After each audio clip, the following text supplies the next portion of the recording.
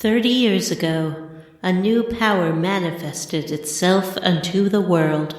With its discovery came the magic industrial revolution. This power came to be called magic energy.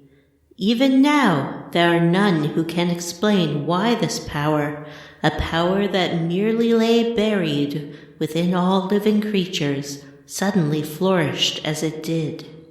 Today, this magic energy permeates every corner of the world. It has changed the way people live, transformed the shape of industry, and has even altered the nature of podcasts. Square Roots proudly presents Lost Odyssey.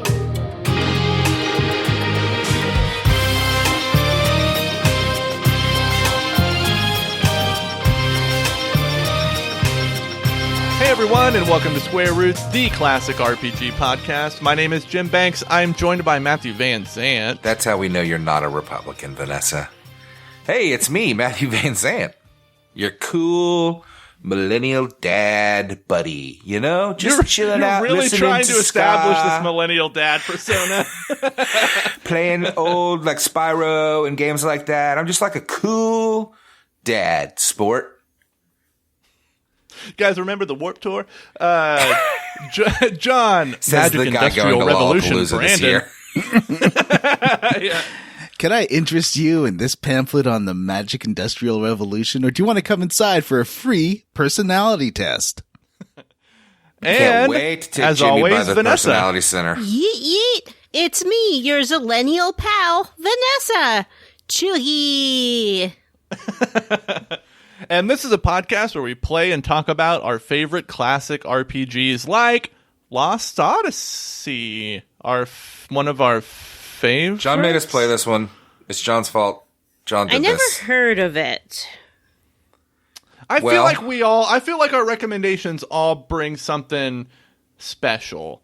Vanessa likes the Western RPGs and throwbacks. John chooses the really obscure ones. Matt chooses games like The Bard's Tale, and I choose games like Kingdom Hearts. I choose the bad ones.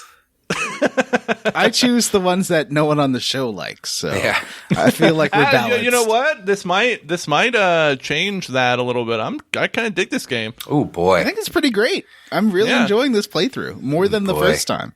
The combat certainly is very good, and the environments are very nice.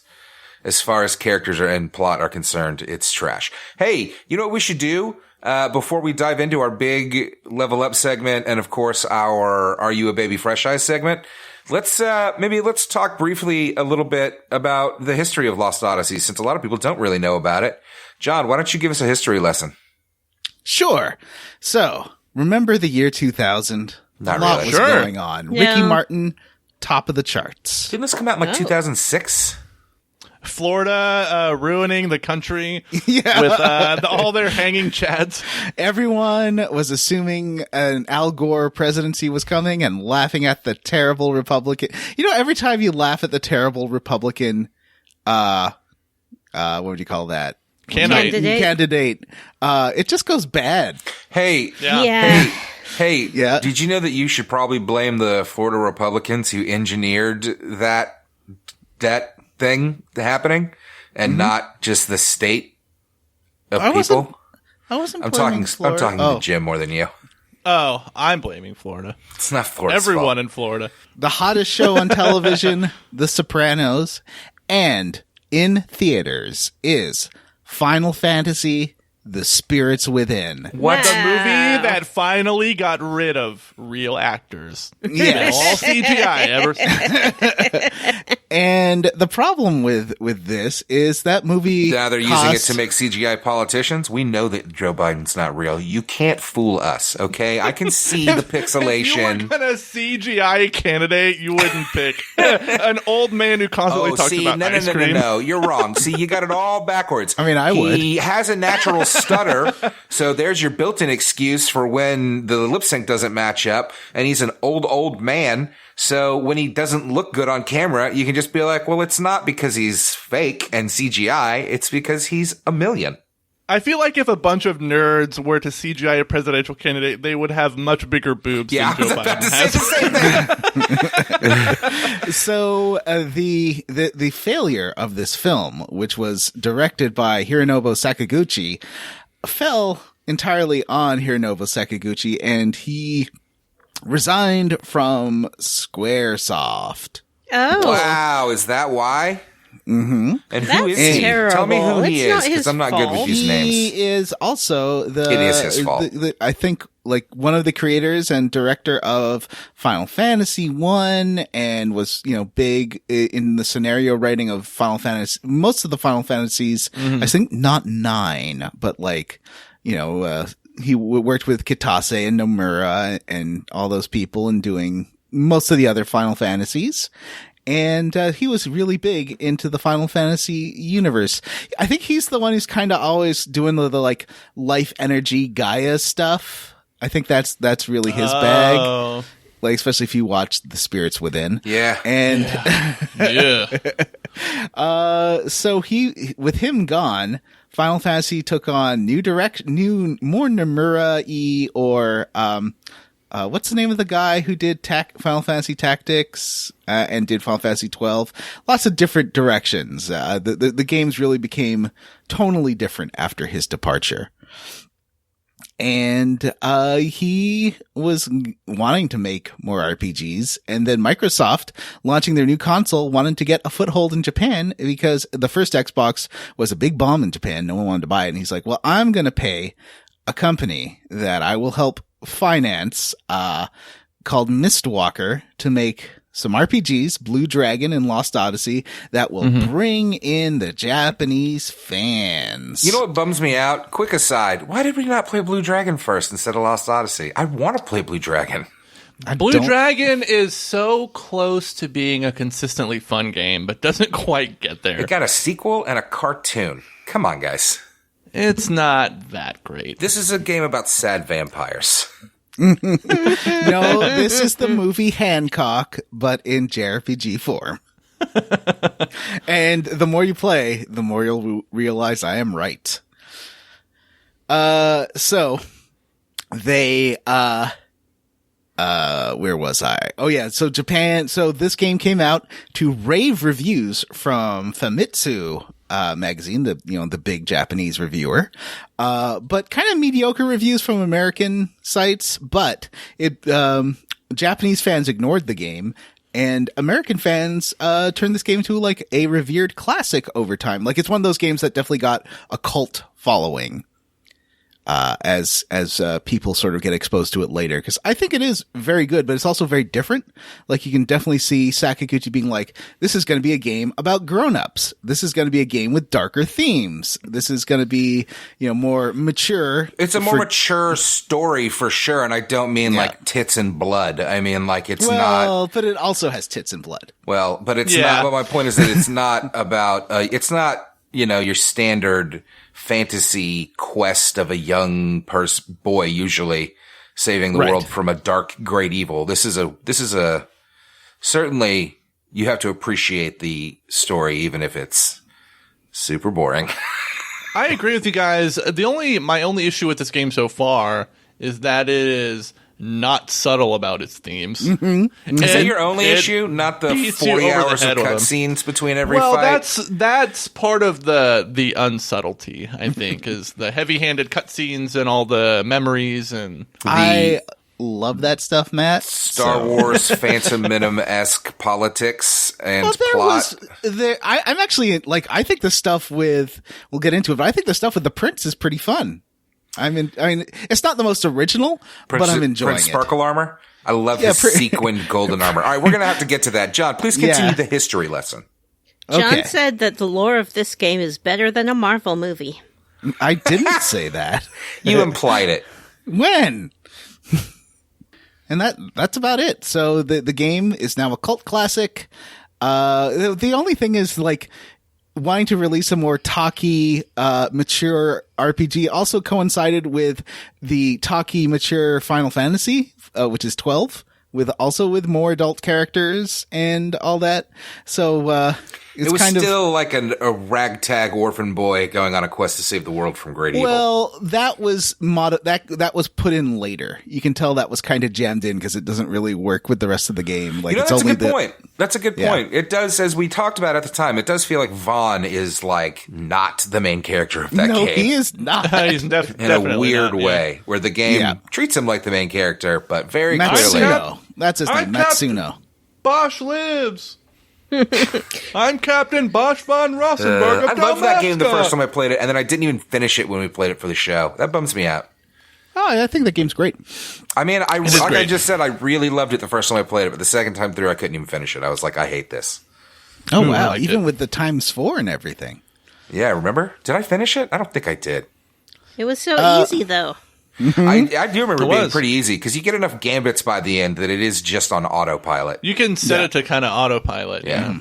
Anyway, so that is the origins of Lost Odyssey. Before we level up, has anyone else other than me, and I haven't finished this game, I got to like the end of disc 3, has anyone else played this game? I'm a big baby fresh eyes when it comes to this game. Wah, wah, wah. Baby fresh eyes. Matt, you have, right? I played the first 3 or 4 hours. I got to or through that first area. I remember the rest point where you get all the cutscenes. So that's it. So I've played a few hours of a 80-hour RPG. Is it 80 hours? This game's 80 hours? I don't know. Oh. John, how long is this game? He's looking it up right now. I don't know, like 60 hours or something. Oh. I mean, it's 4 discs, buddy. That's why I'm halfway through disc 2 over episodes, here. Huh? Well, the first chunker took me what, 7? So yeah, that's what you said. Yeah. Woo. Main story, 50 hours. Main and extra 70 hours. All styles, 67 hours. Yep. Completionist, 107 hours. So I bet it's 60 hours for those of us that like to poke the corners but aren't going to go and nuts. if a chunker is exceeding like 8 hours, I'll call it and we'll do a little earlier. It'll be fine. I mean, just get ahead, guys. Just play it. We'll be every flexible. Night. So, Vanessa, have you played this game before? No. In fact, I'm such a baby fresh eyes that I didn't even know how to play it or what to play it on. I had to get some guy to send me this like weird box for me to play it on. And Vanessa did a great reveal, an unboxing video when she got the Xbox One from Jim in the mail in his Xbox Series S box. Yeah, I did send her the Xbox in my next gen Xbox box. Yep, just to add insult to the injury of doing this generous favor for me, of letting me borrow your Xbox One, because I didn't want to deal with the load times on my 360. That's oh my God, the whole look story. at your comfy recording space. Fuck you. I can't Just do sitting it. on a couch. Oh, yeah, I have a thingy. in the other room. I'll go get it. Matt, how did you level up? I played an excellent game called Spyro Reignited. I played the first game in the Spyro Reignited trilogy pack that is available on modern consoles. It is a remake of the first 3 Spyro games. I was never a big Spyro fan. I've said before that particular era of like platformers and stuff and like 3D action games and whatnot, like my eyeballs cannot interpret those polygons on a screen. I cannot play those games. I even have a hard time with like the Zeldas of that era and stuff. Like I just can't. But anyway, I played through the first Spyro game in the Spyro Reignited trilogy. I streamed my run on the last final boss of the game, and I'm going to stream Spyro 2 and 3. If anybody's interested, at Matthew Van Zant on Twitter, MatthewVanZandt on Twitch. Twitch on Twitter. Yeah, I play on Twitter. Matt streams directly to Twitter. But if anybody wants to check that out, and I just want to say, Spyro 1, what a fun game. little bare bones, kind of short, but that's almost better for a first game. Like, it's a proof of concept. Doesn't have a lot of options or a lot of any sort of upgrades or anything, but I really enjoyed running through Spyro. Yeah, and that's how I leveled up. Check out my streams on Twitch. I will be running through all of Spyro 2 and 3 as at Matthew Van Ant on Twitch. Just your cool millennial dad vibe, chill, safe space for people to come in and watch some fun video games and not have to worry about people screaming and getting all up in your face. We're just like a cool place. My daughter said that she might occasionally come in and scream YouTubers that she likes to advertise for them because she does not respect what I do. But isn't there another? Daddy's working. I'm streaming Spyro to Twitter. There's another Twitter. Yes? Twitter Blue? No, the one that you made. Twitch. There's a Twitch. Well, there has been a Square Roots podcast Twitch. I did recently set that up to auto-host all of the 4 of our channels. So you can always check out the Square Roots podcast at Twitch TV. If you're interested in any of our content, it should all be there. And links to all of our specific handles are there as well.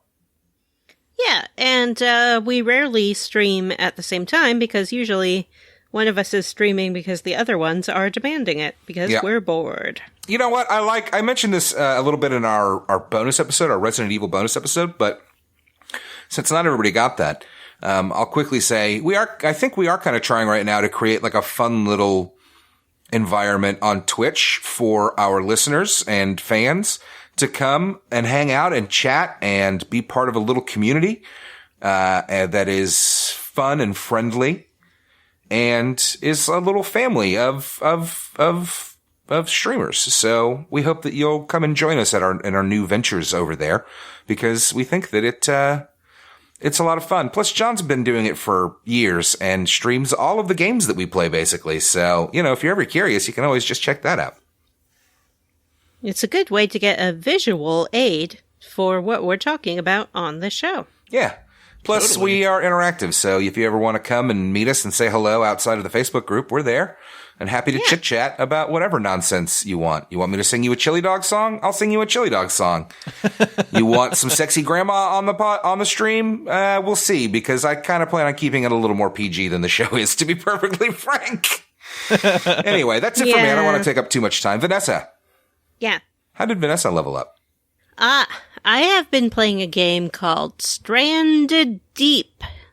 This is a game that I got with my PlayStation Plus membership. It is a survival simulator, and it's basically that's it. That's what it is. It's about being stranded on a tropical island. You're in a little plane crash. You are stranded there all Castaway style. Gotta cut open some coconuts and fish and hunt crabs and things like that. And how similar is it, would you say, to like Rust, the new survival game that's blowing up the charts? Rust is like 3 years old. Yeah, it is. Yes. New on console survival game that's blowing up the console charts. Okay. Sorry, it's Mr. new PC. on consoles, and they've really, it seems like, paired with a whole bunch of streamers to get them to be playing it, to try to grow their community. Rust is different in that it is a multiplayer game. I think Stranded Deep can be cooperative multiplayer on PC, but not on consoles. And it's never a combat multiplayer. Oh, really? And, yeah. But it does have like pigs and sharks and things that you have to fight occasionally. But no player versus player or even human NPCs at all. So it really is like more focused on the simulation. Doesn't really have a story. There kind of is one if you feel like doing that. to like escape the whole island setup, but I think the real appeal for long-term players is you can level up your crafting skills to the point where you can build yourself a little house, and like a forge and all kinds of different things to survive. And there are multiple little islands. So you can build yourself a little raft and sail around to these different islands and explore shipwrecks and things and gather materials and build a house and make a life for yourself as a castaway. Can I come play that with you? You can come play it with me, except, as I said, I don't think there's multiplayer on console. But you can stream it, and then I can play, like, stream it. Yeah, I would stream it. I like how during the days now, we're all just asking each other to stream because we're bored. Yeah. And we're also all at work, so we're like, hey, stream during your lunch break, stream during this and that. So yeah, it's just super chill. It's kind of pretty. It runs on the Unity engine, so it's not gonna like blow you away, but I like it. The only problem, as with all simulation games like this, it gets repetitive. You know, it's like eventually you're just doing the same things over and over again. But if you're like me and you're sort of into that because you like to just zen out every now and then, it's good. Stranded That sounds Deep. like a lot of fun. Yeah, that's how I leveled up. I have a side note, which is to ask Jim if he has a huge rash on his neck or a sunburn, or what the fuck that is. I get very flushed when I drink. I have a drink and like my skin turns red. That happens to Bannon sometimes too, actually. That's funny. Yeah, happens to me a lot. It's that Irish heritage. I don't know if that's true. I don't know if Jim has Irish heritage. I'm actually mostly French Canadian. Oh, bonjour, bonjour, bonjour. Yeah. So let's see. Let's mix it up with Matt. I already went, motherfucker, every week. Jim, how did you level up? Well, so I've been really busy with work, and also my daughter is visiting her grandparents for a couple weeks, so I've been replaying a lot of old games in my spare time. I have finished full replays of God of War, the one from 2018. I finished Resident Evil 7 in record time. I beat it in around 4.5 hours, which I'm pretty proud of. That game's super fun. I got halfway through Resident Evil 8 again. I've replayed Uncharted 4, and I've been streaming the Dead Space games.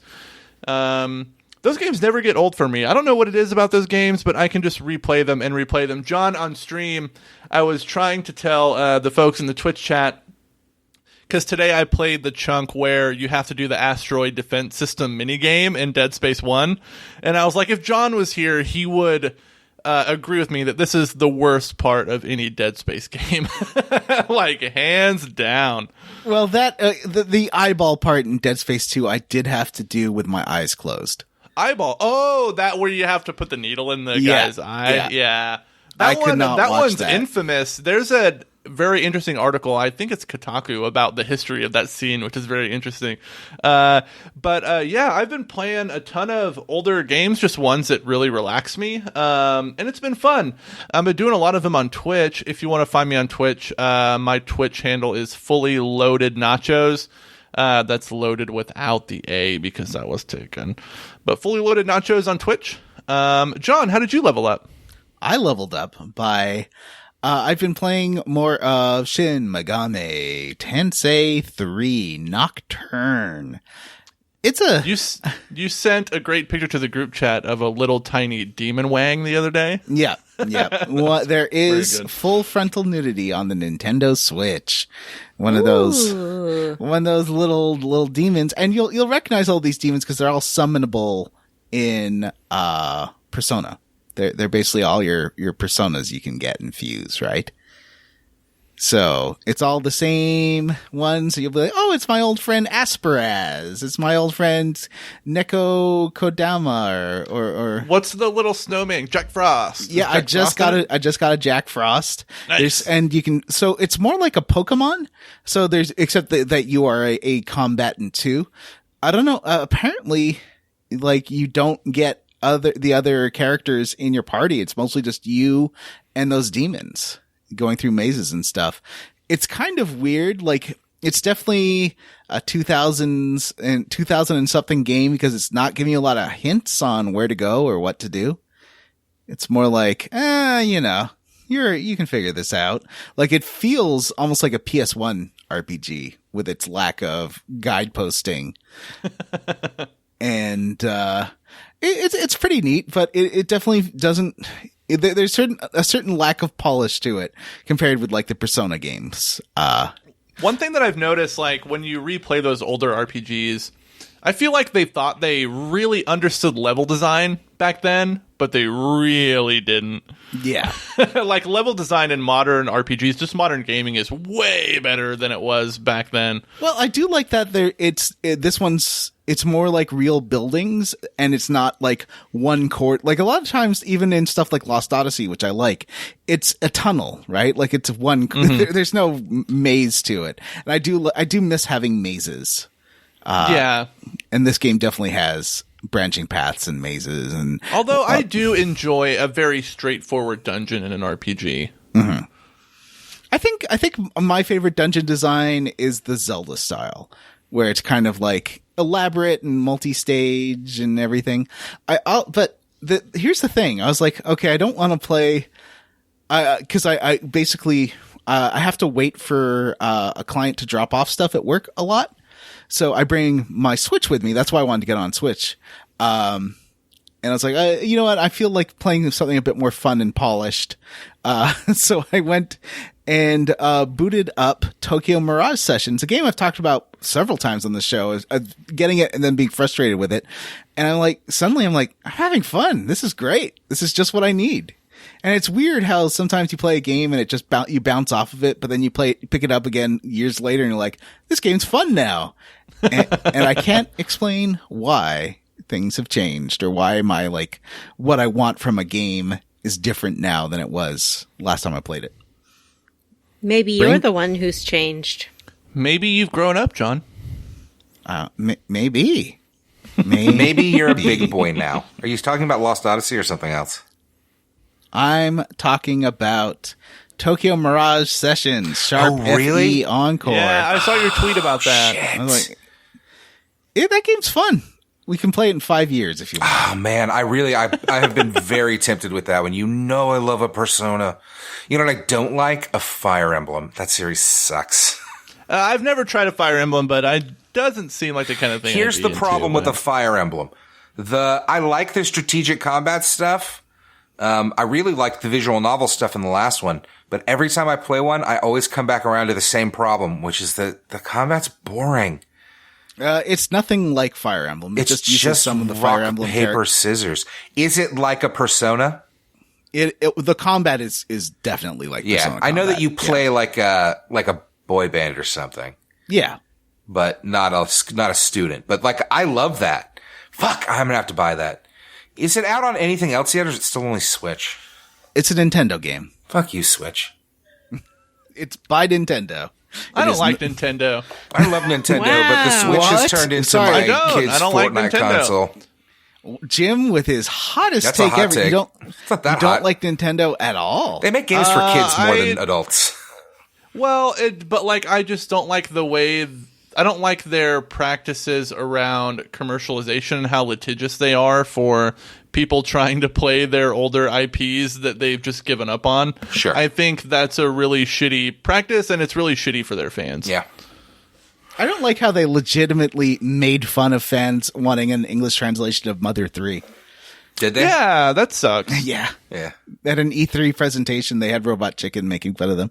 They are like Disney? the ultimate kind of like walled garden gaming company.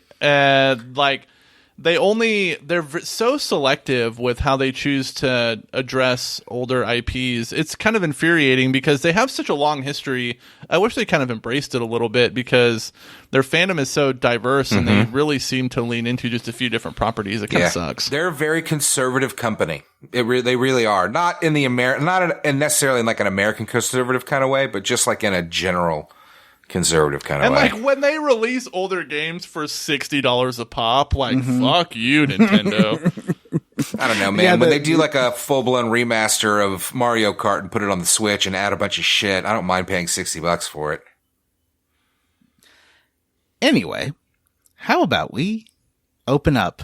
I guess we just gotta call it the quest log. Oh no, I guess we call it 1,000 Years of Dreams. No, let's not call it that. Let's call it the Dream Log. The Dream Journal. The Dream Journal. All right, I'm gonna put that into the notes. Open up your Dream Journal. Pull out your Dream Catchers. I want to hear Vanessa's question. Thank you, Jim. This conversation somehow tickled a little memory in the back of my brain of playing. Ooh. Tell us a story about a child dying. In the back of my brain, I have recovered a lost memory. And my lost memory is that I played a JRPG on console, probably on the Xbox, that was set in a magic school. And was it Fire Emblem? Kind of... I don't think so, but maybe. Did you play the most recent Fire Emblem? Oh, say it again, Jim. I mean, John? Grim Grimoire? It might have been Grim Grimoire. It was like some JRPG, and you could like choose different people to ally with. No, it wasn't this. Okay. It was Fire Emblem. What was this? Fire Emblem 3 Houses. It could have been Grim Grimoire. This looks pretty familiar. Wow, John. I think you played as a man. Oh, you definitely played as a boy because, like, in the end, you could end up with one of, like, 5 different female characters, but there was also a male character you could end up with who was your quote-unquote rival. And in, like, the ending, they're like, let's have our battle now. And the screen goes black and you just hear like grunting and groaning. And then like it comes like back on again and they're sitting like back to back panting. And they were like, that was amazing. Wow. That sounds so like one of the Pokemon you're my games. Rival. All right, sound like a Pokemon game. Listener, did Vanessa make up this game or is it a real game? Or is it a real game? I expect Julian to tell us what game this is. When she said that she was having flashbacks, I thought she was going to be like, I remember being much taller and paler and people calling me lady. Whenever someone describes something that like you kind of suspect doesn't actually exist, in my mind I call it the spaghetti monster because when I was a kid, my dad's girlfriend was telling me about a scary movie that she saw about a monster that was made of spaghetti, and it was called the Spaghetti Monster. That movie does not exist. It's the Mandela Effect. I think already she a name made for that. it up. and so I always think, oh, that's a spaghetti monster. It's the Mandela Effect. But the Mandela Effect is like based on something that's real. No. It's just you're misremembering a detail about it, right? Like that, like what's the Shazam one? That like Sinbad was in Shazam. I guess it's not the Mandela Effect because the Mandela Effect is that multiple people remember something that didn't happen. Yeah. That's what you do. That's what your friend did. That's the Mandela Effect. Yeah, no, I think I used it properly, actually. Listeners, write in and correct my English. But the spaghetti monster is not at all real. It's not it close to is. Have being. you ever Spaghetti Googled monster makes me think of flying spaghetti monster. Like you're a Yeah. fucking Reddit atheist, in which That's case. all over the place. All right, so John, how does this game open? There's a big battle. You're in just, what's the word when you start in something? Not Deus Ex Machina. And media res. In media res. You start in media res with a big battle between gold keychain helmet warriors. They got a big loop in their helmet. They looks like a keychain. And they are fighting the black armored anvil headed guy. Yeah. These fucking uniforms are wild. Yeah, the uniform design is crazy, but I will say that as I was watching it, when you're introduced to the player character, when he comes in and just starts obliterating people, I was like, this is badass. He's like a Dynasty Warriors player character. It's pretty awesome. Like, it's cool. So the opening, at first you see the gold armored folks are getting wrecked by these magic machine, or these big steam machines. It's kind of steampunky. They're like smashing them. Like magic tech tanks, I think is what they are. Yeah. Really. And they are wrecking the gold armored people. And then suddenly you cut to a tower and there's a bunch of mages and they're using raise magic, which is something I always wondered about as a kid. Like, well, how are battles when you can raise dead warriors? And this one, that's what happens. All the dead gold armored dudes come back to life and start wrecking the black armored dudes. Oh, really? I missed that. Yeah. Mm-hmm. It's pretty neat. And it's sort of a standoff, but then through the crowd of black armored dudes comes Kaim. Kaim Argonar. Kaim Argonar has an armor piece with belly button in it. He does! His armor has a fucking belly button. It does. I wonder if that's a gag on how women's armor always has fucking boob cups. What could that possibly be for? He also has exposed hip bones, which I enjoy very much. Mm-hmm. Yeah. His midriff is out there for all to see. It looks like his armor is, but the thing is, it looks like his armor is too small. Also, is he wearing a shirt under his armor, or are those tats? No. It's a shirt. I think you're right. Yeah, I think he's got a little shirt, because on the left side, it's definitely a shirt. You can see there's crinkles in it. It's got a sleeve, yeah. Yeah. But it might be tattoos on the right side. Yeah. Oh, yeah, I see that. Could be.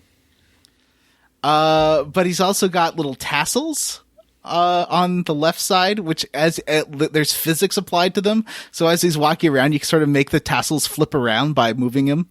Yeah. Like it's not animated, it's just physics. He's got like shoulder-length brown hair and just like a very stern face. He's pretty generic, actually. Like, his armor doesn't look terrible. One strand of hair that falls over his face. Yeah. I do like that a lot of the Urans are definitely, and this is something you notice sometimes in Final Fantasy games, they're definitely designed to be sort of Japanese looking. Yeah. Kaim is, but not Seth, and we'll get to Seth in a bit, but Kaim and Gongora and... the problem with Seth is that she just kind of looks like a fucking anime girl, which really makes you kind of go, like, so is that supposed to look Japanese? I don't think know. I like all. her character design, yeah. I strongly disagree with that, yeah. I do. Those big jangling immortal woman we'll titties are quite they really like to prominent. animate the bounces in this game. It is. She's We'll not get wearing there. much. She's not here yet. Anyway. Kaim has a tiny little bottom, and I just want to say that, because he spent a lot of time, looking at him from behind, and his bottom's just very tiny. Mm-hmm. He does have cargo jorts. They're like they're blue and white cargo jorts with little pockets on the side. They might be like side protectors. Are they jodhpurs? Because they poke out on the sides. Yeah.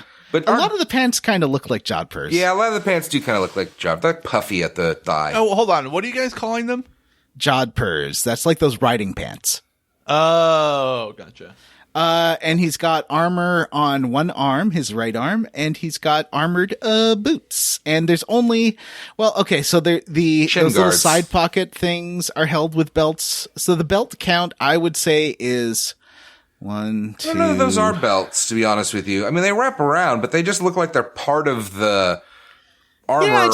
I would still say he's got 5 belts. I'd say he's got 5, but it also looks like there's some belts on his armor, too. He's got 1, but you put belts on armor. That's not belts. He's got 1 belt. He's not a 10-belted man like a fucking Marvel character in the 90s. Like a Liefeld design. Right. But I do like that his armor looks piecemeal. Like, it looks like a lot of different pieces that he's kind of assembled together. Yeah. He's definitely not wearing a uniform like the gold armored or the black armored folks. Mm-hmm. Well, we're quickly going to learn that he's an officer, so obviously he doesn't have to follow the dress code. Well, he's an officer right now, but like in one of the memories, I think the first memory we get later, you learn that maybe he was a mercenary. Yeah, I get the sense that a lot of times he's a mercenary. Yeah. But his role now might be a bit different. We'll get there. So it's a big FMV, but this game does one thing that on a 720p screen was incredible.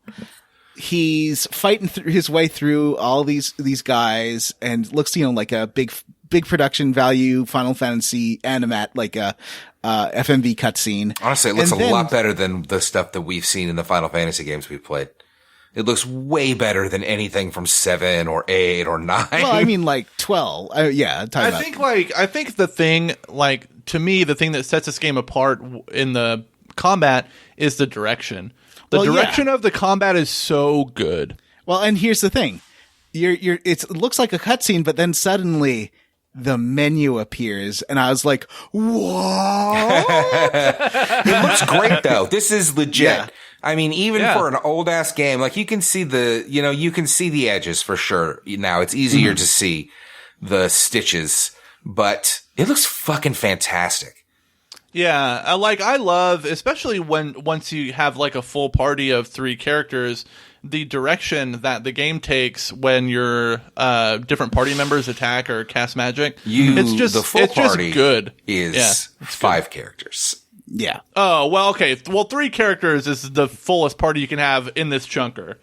But it looks fantastic. I think that's one thing that this game does really well compared to a lot of RPGs is the cutscenes are well directed, they're well shot. From an artistic perspective, I love the way scenes are set out. The way there's a scene where Kaim is having a nightmare and waking up with Seth and Jansen that's really well shot. The only other game in Final Fantasy I think has cutscenes that well directed is 12.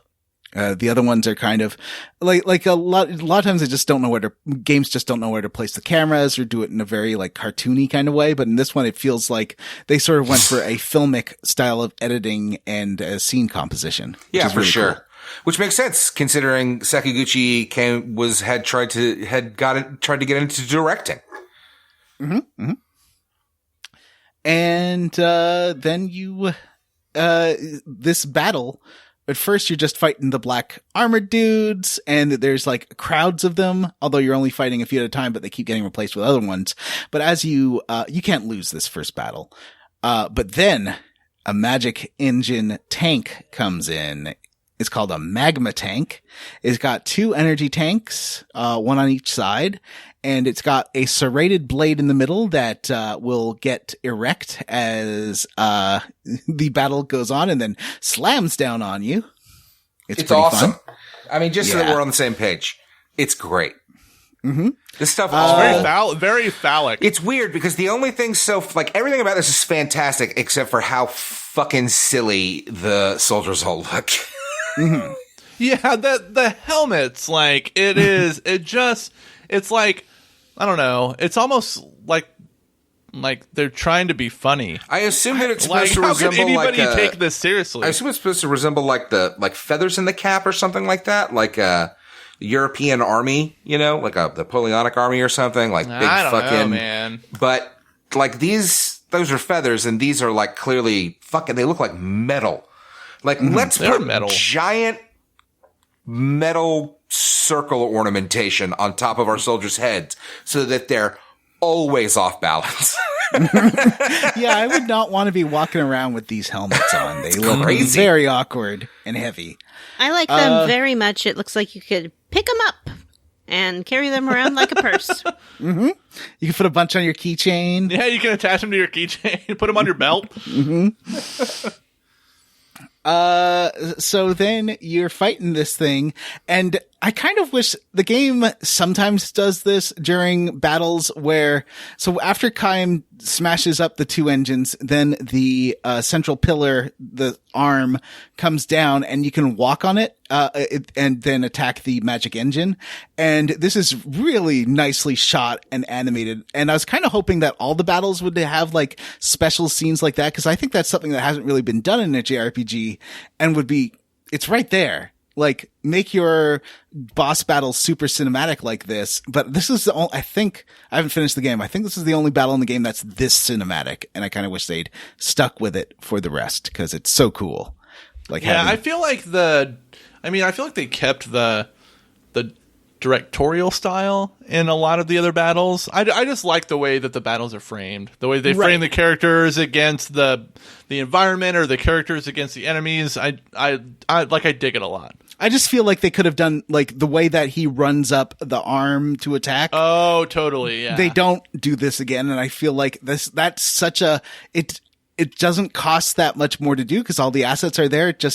You make the game camera a bit more cinematic. And I think that turn-based JRPG battles would be super cool if they're all like this. It would be especially cool to see Seth do something like that we'll get to in a second. But yeah, that'd be great. I figured it out. I mean, I've been paying attention. Hello. Hello. The game that I played was Mana Kamea, Alchemists of Al Revis. On the PlayStation 2. Ooh, I've never heard of that. Should we put it as a game for us to play later?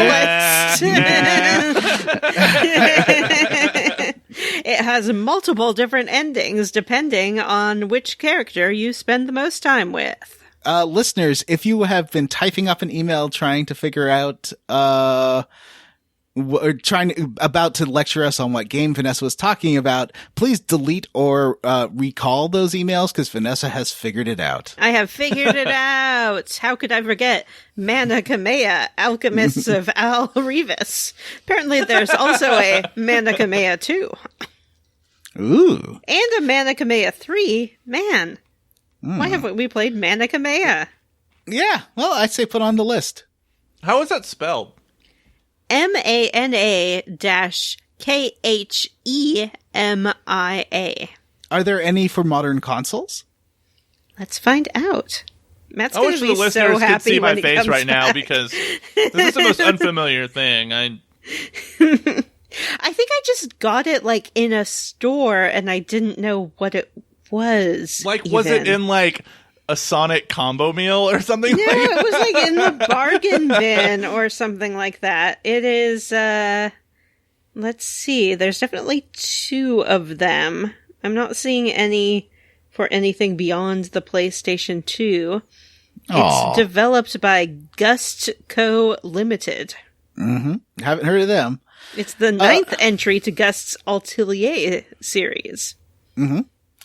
So after you blow up this magma tank, then you get surrounded by the black armored dudes with the anvil helmets. But someone's like, "What's that up there?" And then you look up in the sky. It's a meteor, just like in Final Fantasy VII. It's like a lava meteor. It drops down and then opens up and then just starts gushing like a gusher. It's like an egg or something. It's like... like a gusher. Mm-hmm. And starts splurting lava, and you see all these guys just straight up getting killed by it, and then like all those magic towers, both gold armored and black armored dudes just dying to this lava. The people trying to scramble away from it, but they can't get away from it. And then fade to black, fade back in.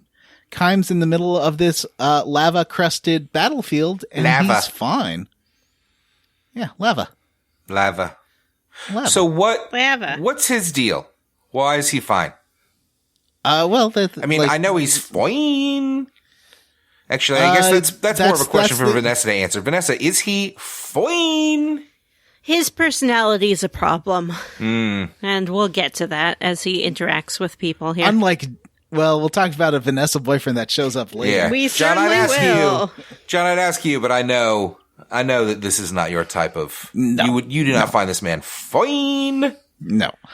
So you walk through the battlefield called the Highlands of Wool, and the cutscene showing the Highlands of Wool as Kaim gets up and he's okay.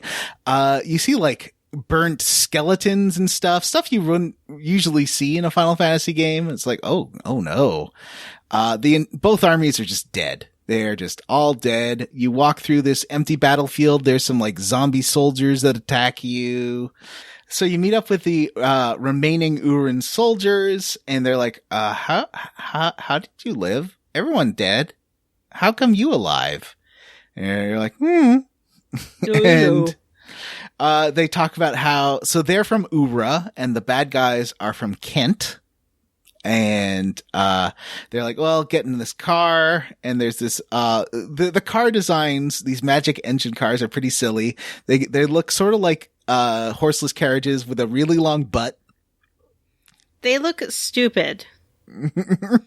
They look like cigars or something. Mm-hmm.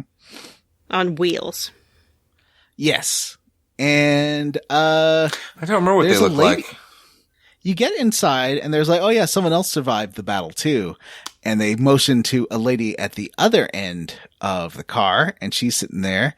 And they both like, you know how like when two gay guys are there, they can oftentimes figure out the other one's gay just pretty much instantly. Mm-hmm. And it's called gaydar.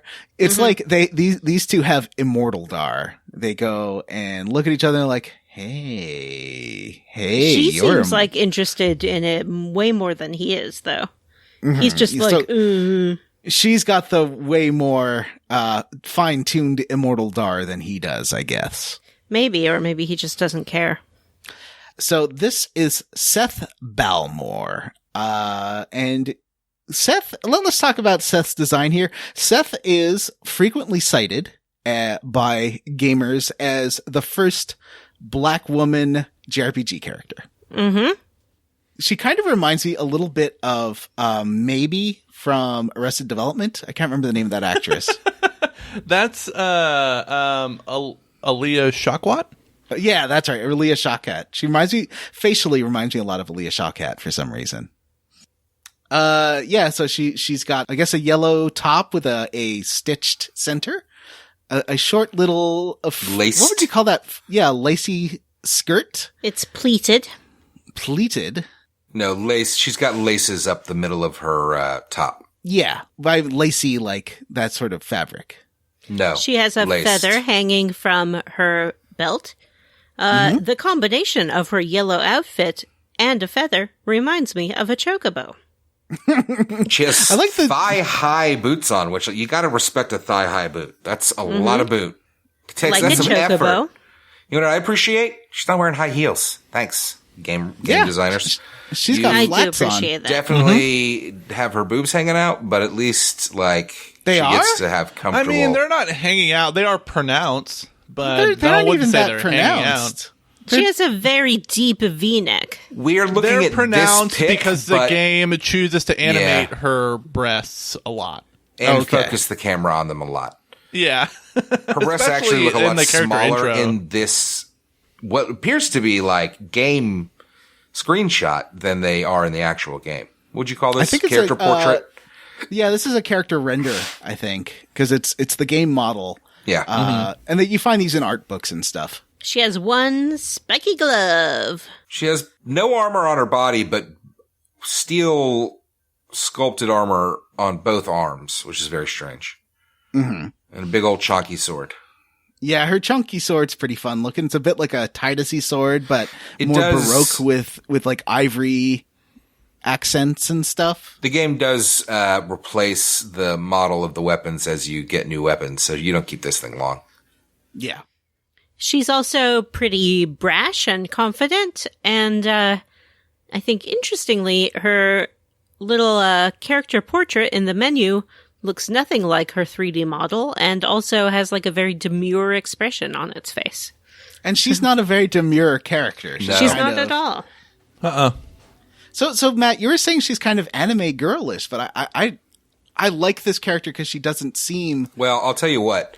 I think that Jim really hit on it, which is that the camera treats her like she is anime girlish. She is constantly leaning forward into the camera and winking and acting like it's not derogatory, but acting like an anime, girl, where it's just all sexualization and. I don't notice that at all. I think it's definitely the worst in her intro when you're meeting her, like the first couple times. The game angle takes kind of like it looks down on her, where it's almost like trying to see down her shirt a little bit. You see a lot of that in the first couple scenes with her. I mean, it's not really a thing later in the chunker, but definitely here at the beginning it is. I mean, again, I'm like halfway through disc 2, so I've seen a lot more of this, and I'm telling you. Yeah. All right. I'm telling Uwu Butt, Johnny, Jimmy, and Princess Fart. That's a fart sound. Vanessa's Princess Fart? I'm not Princess Fart. I don't know who did this, so it wasn't me. It's clearly Jim. One of the benefits to being the host of the Zoom is that I get to rename the Zoom participants, and I'm having a good time. I'm Uwu Butt. I was Uwu Matt. I haven't changed John's yet. Yeah, Jim wouldn't dare. He wouldn't dare. I don't want the wrath of John on me. Yeah, exactly. I didn't mean to take us so far off track there. Anyway, you're welcome to disagree with me, and we'll see what happens as the game goes on. But I definitely feel like we are getting just an absolute shitload of just cleavage shots, basically, and of her tits bouncing up and down. It's not just her either. It is every main female protagonist in the game, of which there are many. But one thing I do like about her and Kaim is the characters are designed as adults. Like they both look mid-20s, I guess. I don't think Kaim looks like he's mid-20s at all. I think he looks like an older man for sure. Well, how old is older? I could believe that he's in his 40s, but he's probably 30. He's he 30 does have to those 40. deep line. He's immortal, so he's probably 600. Yeah, for sure. He's 2,000 years old or something, or 10,000 years old. But his character model, he looks like an older guy, not an old man. His hair's not white, but he does definitely look like a super in shape older guy, actor basically. So you're summoned by the council. Seth wants to come too, but they're like, you can stay here. Don't worry about it. They just want Kaim. I always say Kaim when I'm reading it, but when I'm talking about it in the game, it's Kaim. I also say Kaim because I think it's funny. Yeah, a lot of people don't like to say cummed, so Kaim sounds fancier. If you're fancier about your ejaculation, you say Kaim. If you're very fancy, you can say that I've finished. If you're super that's fancy, you say, that's prudish. You say busted. If you're real filthy, you say Oh, no. Oh, God, John always takes it a step too far. Bleep that. Do bleep that. It'll be funny. You get on the monorail, and here's where I thought you were talking about getting off. In the city of Ura, which has a Thanks, Jim. lovely big castle pyramid in the middle, and it sort of looks like an Egyptian city, except they suddenly got steampunk technology. Well, that's because, John, of what you learn, and they say it 1,000 times in this chunker, the magic Industrial Revolution. Oh, you mean the magic Industrial Revolution 30 years ago that brought magic technology to all of us? Yep.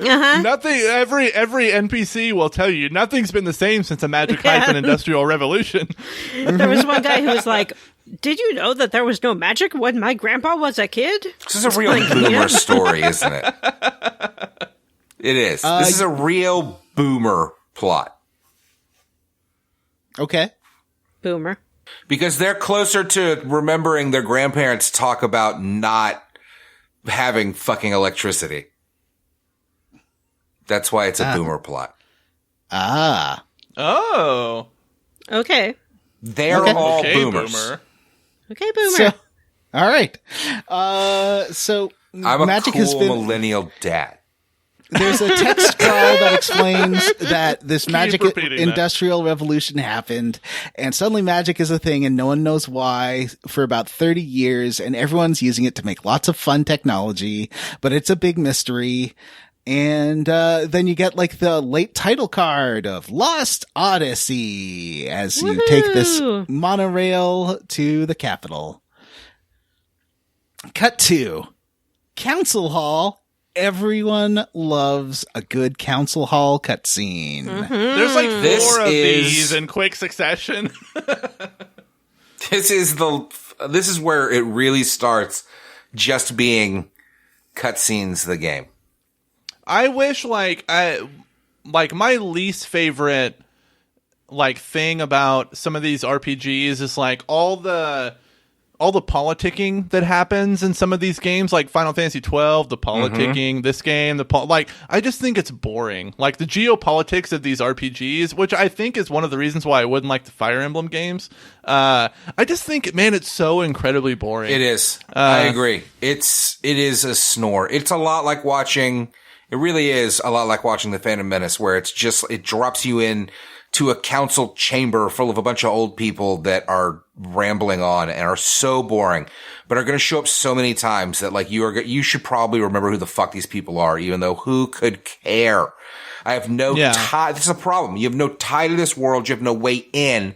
So you're just kind of numb to the fucking super boring politic bullshit. Yeah, like this game gets a little bit too deep into it. Like the best version of it, like just establish that there's like a ruling body to the world, that there is a political structure, but like getting into all these different personalities of these people on these like councils is just unnecessary and boring and like just not fun to experience. John, what does people talk about? Well, I don't want to disagree about the council.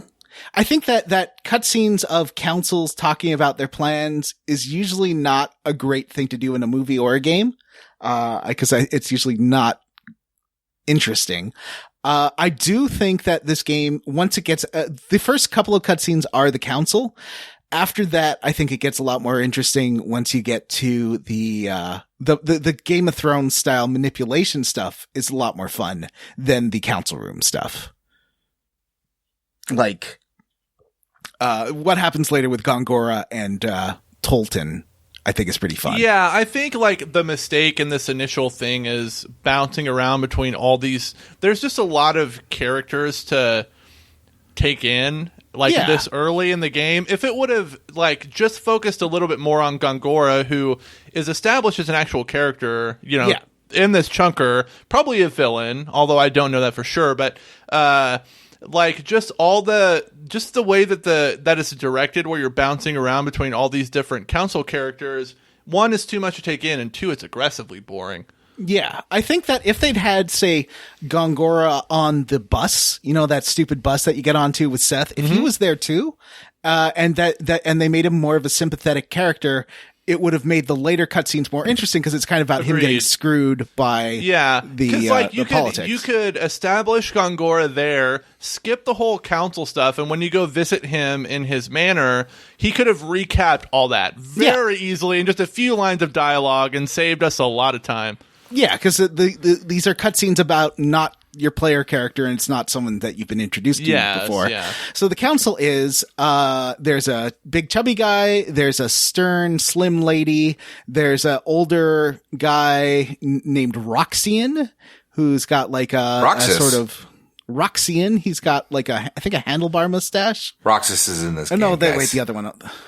And then there's Gongora, who definitely has a handlebar mustache. And definitely is bleach blonde, which is very strange. May I ask you a question? You see his roots. Mm-hmm. What's that snack? Some cheese. Did you know that today is International Cheese Day? I did know that. I only knew that because Instacart gave me a notification where it's like, order some cheese. It's National Cheese Day. And I was like, I bet Vanessa would like to know this. Vanessa definitely held up a plate that was just like slices of American cheese. Just Kraft American cheese. Just like 3 pieces of plastic on top of each other. Shining unnaturally. Put some Baby Bells in there at least, Vanessa. I do have some triple cream brie in the refrigerator, but I didn't want to take the time to chop it up for my snack because I was coming back to do this podcast. So yeah, I just got some pre-processed cheese and I'm eating it. It must be nice. I'll veer away from this silly topic and say it must be nice being able to have things like Baby Bells in your fridge and not have little rats that live in your house raid them mercilessly. Boy, I sure wish I could keep some string cheese or something around for more than 30 minutes. I got all kinds of snacks around. I got some Sour Patch Kids. A couple of those a day will do ya. That's not really a snack. It's a treat. Candy's not a snack. It's a treat. So Gongora, he's got a little chin scruff. He's got some really. He's like a big bear guy with bleached blonde tips. It's very like Sugar Ray. He does have bleached blonde tips. He looks very like weird. Who's that guy who was in The Wrestler? Mickey Rourke. Mickey Rourke. Yeah, he's Mickey Rourke-ish. To me, he's a very Mickey Rourke-ish character. Yeah, that's a good comparison. Yeah. I believe they deliberately designed him to, they were inspired by Freddie Mercury, except a lot thicker. He does like Freddie Mercury. Like Freddie Mercury, but a lot thicker. Does yes. He? Yeah. Yes. Also, I'm so glad you brought that up because I did think that several times, but I forgot. Yeah, he's like a big daddy bear version of Freddie Mercury. He legitimately does look like a bleach blonde Freddie Mercury, but he's very thick. Oh, we should also mention Gongora does have Big got a old staff titties. And he's got big old eyebrows. His eyebrows are Johnny-sized. They are enormous. Google. They're Look sort at of your like big old eyebrows. Eugene. I don't think I've ever really noticed before how expressive and large they are. My eyebrows are teeny tiny. Look at how small they are. They are. They're big. They don't even like really go over my entire eye almost. You can see it on the camera, but this is very thin. John has thick eyebrows. Yeah. Mine are just expressive enough. He's Vanessa's waggling eyebrows them. are It's tattooed disturbing. on. So clearly she lasers them off and just likes to I have the just tats. draw it in. My favorite It's called look. microblading. It is. I have one eyebrow that sort of naturally goes into like a sharp, like vampiric arch. So if I'm not paying attention, like I always look like I'm just arching my eyebrow at someone. Everyone there is wondering if the big eyebrow daddy bear Gongora's grand staff project could have caused the meteor. And he's like, oh, no, probably not. Gongora is very clearly the bad guy. So before we start over-sexualizing him, let's keep in mind that he is gonna try to fucking commit genocide or something for sure. He's a bad guy, you say. Well, I wasn't interested before. But maybe it's time to take a second look. Something is up and they've lost contact with the worker camp around Grand Staff, which is this big magic industrial revolution device that they're building. And everyone in the council is like, okay, let's pause the construction just for a bit to see what's up because so many people died. And Gongora's like, no, this is my dream project. What are you doing? Hi, Moogle. Hi, Moogle. Moogle's this. So on Vanessa's camera right now, there's a Moogle looking at me. It is adorable. It looks just like Lulu's Moogle with like the X eyes and everything. This was a gift from Matt, and it sits next to where I record the show. And sometimes during the show I play with it, but I usually don't have my camera on, so you can't see that I'm doing it. So it's one of those things where it kind of makes sense to maybe pause this grand staff project since so many people are dying and like thousands of, but like basically Ura is considering the Battle of Wall a victory, but it's a victory that basically cost them most of their army. Yeah, they're very interested in understanding what happened with this whole meteor thing. And they think it was because of this big grand staff project. But that's why they want Kaim to go talk to the council, because he's one of the few witnesses. Well, like, this was very interesting to me because, like, Kaim was obviously sent there to do battle, but nobody really knows who Kaim is, and they're like, how did you survive? And he's like, oh, well, BTW, he's immortal. Yeah, this guy knows all about it. Yeah. See, Kaim is led through the city by 2 guards. You go through Main Street, you get to the council, and then everyone's like, so how'd you survive? And Kaim's like, who knows? And Kaim, we should mention, Kaim is very terse. He only sort of answers in 1 or 2 words most of the time. He doesn't like talking. A bit like Cloud at the beginning of Final Fantasy VII. Or Squall. Or Squall, yeah. Gungora's like, oh, actually, I do know. I found a magic spell that made Kaim immortal, and I cast it on him. And Kaim's like, And Gungora's like, yeah, I've been studying him. And Roxian has the natural response of, you have immortality magic? Can you cast it on me, please? And yeah, why wouldn't everybody do that? Like, you made this guy immortal. Can you do it for everyone? And Gungora's like, nah, dog. Even just mentioning the name of the spell brings death. And Roxy's like, okay, makes sense. I'll drop it. Drop this immortality, as if it is not a major goal of most people in video games and movies. Well, he also seems to indicate that he wasn't the one who did it. He's like, nobody knows. No, he said he cast it himself. He's a liar, then. And he says he's been like using him as a test case, and he's been studying him. Yeah. He says that, for sure. Mm-hmm. But no, he definitely says that he's the one that cast the spell on Kaim. Oh. Yeah. And Roxian's like, hey, Kaim, since you're immortal, why don't you go to Grand Staff? Because we lost contact with our staff there. Staff. And go investigate, because I can't send my normal army because they'll just get killed, and you're immortal. And Kaim's like, hey, yeah, that's fine, but I'm not the only immortal one. There's another lady, and she is immortal, and Roxian and Gongora both. Oh, we should mention these cutscenes often have like manga style insert panels of like picture within picture or split screen of characters. I love this. Oh man, the split screens. Yeah, it's very dramatic. It actually is fun. Pretty good. Like, if it does it very well. I think it's kind of like a gimmicky. Yeah, like, it's a little directorial, gimmicky. Yeah, but like they do it well. And they do it sparsely.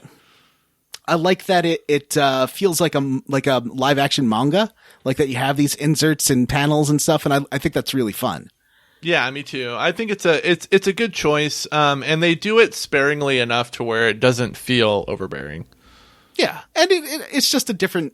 I think it works as a video game. I wouldn't want to see a movie with this style, but I think as a video game, it's pretty fun. Is this when we learn that Kaim has amnesia as well? Yes. Oh, right. Yeah. Gongora does mention that Kaim has amnesia from the magic spell he cast on him that made him immortal. And, but both Roxian and Gongora seem to be very surprised that there is another immortal. And then Roxian's like, oh, well, just bring her too. That's fine. Like, well, yeah. Just grab her. And they say several times that the Grand Staff is leaking magic energy, and I mean, I guess we've all been there, right, fellas? Oh! Bluecho! Is your staff leaking magic energy? Bluecho can help. You left to wander around, and then they got you a room at the inn. You can go to sleep there while the council makes a plan. As soon as you go to bed, it cuts to Roxian, once again, another council meeting. Roxian has put Gongora under house arrest and takes control of Grand Staff because he's like, look, this is just a formality. Until we find out what's happening, we need to put you under house arrest until we clear your name, And Gongora's like, what? No, you can't do this to me. This is my project. So, something's up there. Kaim, meanwhile, and I think this is, as we all know, understandably, child death is Matthew's least favorite trope to bring up because it's such a powerful thing that should not be misused. And a lot of games kind of bring it up frivolously. Mm-hmm. That's not really how I feel about it, to be honest with you. So how do you feel about it? How do you feel about it? I love it. Oh, okay.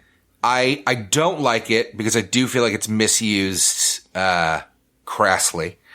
But also, I think that it's very hacky bullshit writing because it is such a crutch to try to gain an emotional connection with somebody, with your reader or viewer or whatever. And it really like stands out like a sore thumb to me. Does that make sense? It does. I don't necessarily. I think that it depends. I think in the context of the stories we'll get to in a second, it works much better than the flashback of Kaim with the girl in the cliff. I think that one feels a lot more melodramatic than the stories. Yeah, well, that's first person also. Yeah. Well, I didn't have a harsh reaction to this one because of the way it's presented.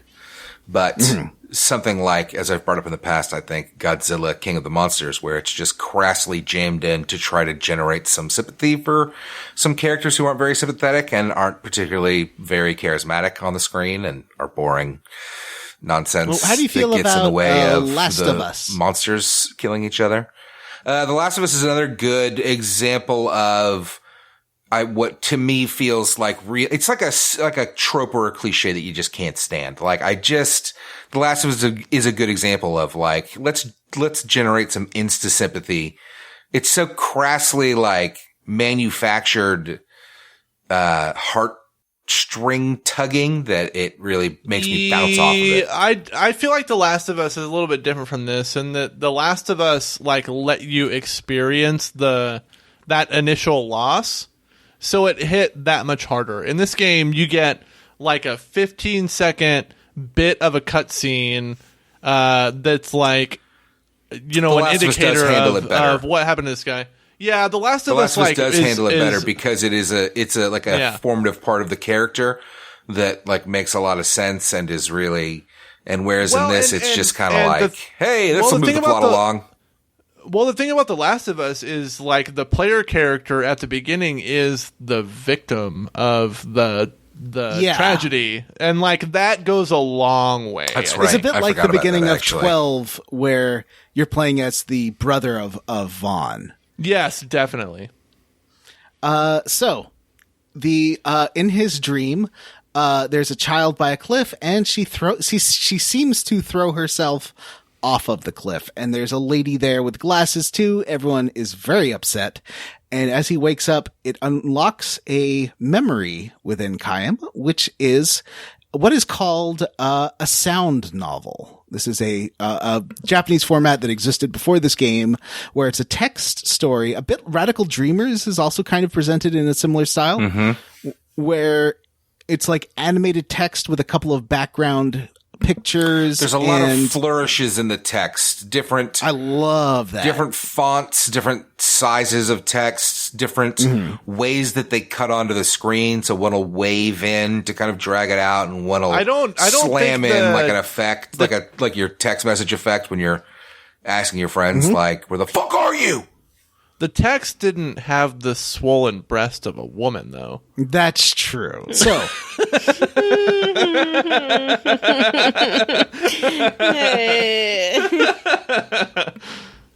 Oh yeah, we should talk about all of these. I skipped these after the first one. And not just because of the first one, but also because it feels to me like they particularly later on, as they start coming in every 10 seconds, it feels like they really just interject themselves onto the game in a way that is not welcome. Like, I'm just trying to get through the game, and it's like, stop for a minute and let me tell you a 10-minute story in a really slow style. So this is by a Japanese author, Kiyoshi Shigematsu, who is a genuine Japanese a published Japanese novelist who's quite well known. And these stories they don't have, at least for the most part, lore connections to the story. They are about Kaim's memories of being immortal, I think there's like 50 stories, and each one is a short story on what it's like to be immortal. And basically that you're going to watch people live and grow and die. And that's kind of the overall theme of these stories. And it sort of started with because it's unlocked by his dream of child death. It's about another dead child. This story is about a sick girl who lives at an inn who wants to hear all about the world from outsiders, and Kaim comes through a few times and he really likes this kid and loves to tell her stories. He doesn't tell her sad stories. He only tells her about the fun, beautifulness of the world and the wonderful memories and the beautiful places he's been to, and never tells her about what it's like to be a murdering, what's the word? Mercenary. Mercenary, yeah. Yeah. And, she eventually dies. We all brushed up against the description of her, cause she dies, as a preteen, and it does mention that her breasts have not received the swellings of a grown woman, or her chest is not. It talks about when Kaim visits her, like, the game should have said, oh, her breathing was becoming very shallow, but instead it's like she was breathing, but her chest had not yet received the swelling of a woman or something like that, and it's like, Jesus Christ. That was terrible. That's kind of like a classic male author thing, though, that people like to make fun of. You know, like describing every female character with like something about their breasts. You gotta know. I expected her boobs to be there, but she was so young, her boobs had not yet appeared. I was playing after the story. I was playing BioShock Infinite a bit more, and right before you get introduced to the female lead of the game, you see charts about her becoming her getting her first period. Yeah, I've noticed that too, John. It's very unnecessary. The first her first maxi pad is on display. What the fuck? That's very strange. Like, the game should have just been like, oh, she's like 17. Yeah. Like, and you could have inferred all that, but it really wanted to, like, put it in your face. And it uses some old-timey term for it that I can't, like, mensorisis or something. Yeah, something like that. Yeah, it's very bad. But it's exactly the same thing. Like, it's one of those world-building things you don't need. We get it. We're all people. We understand that. And... Well, I think what they're trying to say is that she became more powerful after hitting puberty, but they sort of depict it in a very strange way. You could just say that then. Like, yeah. As she grows older, her power seems to, increase. Or like in the case of this memory, you could have been like, oh, she hadn't yet reached... If you had to comment on her, like, prepubescent state, you could have just been like, oh, well, she hasn't yet reached the point where, like... You don't even have to comment on it, actually. Yeah. You don't have to say anything about it. She's a child. You don't have to say anything about it. Yeah. And... Yeah, because I think every way you could do it just sounds like you're objectifying. Bad all the ways. Just say she's like, I kept trying to come up with an example and like, they're all bad. On the cusp she's still of a child. That's all you have to say. Yeah, I kept like being like, is this okay or no? It's not okay. She's a child. But I thought this was still like basically the end of the story is talking about, because Kaim has seen so many people die, about how the brain still hears and that's the last sense to go. And so he's just telling her wonderful stories about how beautiful the ocean is. The funniest thing to me was that, like, she was obviously, like, this text scroll establishes that, like, she likes Kaim. Kaim tells her great stories. He comes to her on her deathbed and is like, the ocean is so blue. It's like, you can't come up with anything better on my deathbed, bro, than like, the ocean is like the sky. Come on, man. Give me the goods. I'm about to die. Well, she smiles and there's a single tear as she dies. And that's the story. And, he goes back to on the road to be a mercenary to kill people. And that is Hannah's departure. So Kaim doesn't have any word from the council. So he goes to wander around again, and as he goes down Main Street, a dude is following him, and Kaim grabs him by the throat. And who can blame him? This is Jansen. Jansen's a real cut-up. He's a real office cut-up. His vocal delivery is so much James Woods as Hades. It's really weird. Like, it sounds almost identical. Yeah. But, like, better. Yeah, because it's not James Woods. Anybody that does this is not James Woods, it's going to be better. Also, like, this guy's timing is very good. Mm-hmm. He's a lot of fun. Yeah. And I think there's some ad-libbing in there, and he's obviously having fun with the role. It seems like a real Chandler. He's a real Chandler. Why don't you describe this character? I would love to. Let's start from the top and work our way down. He has sort of like a man bun of brown hair. It's a little bit unkempt, so he has some stray strands poking around. He has a long white cloak that looks a little bit like a priest robe.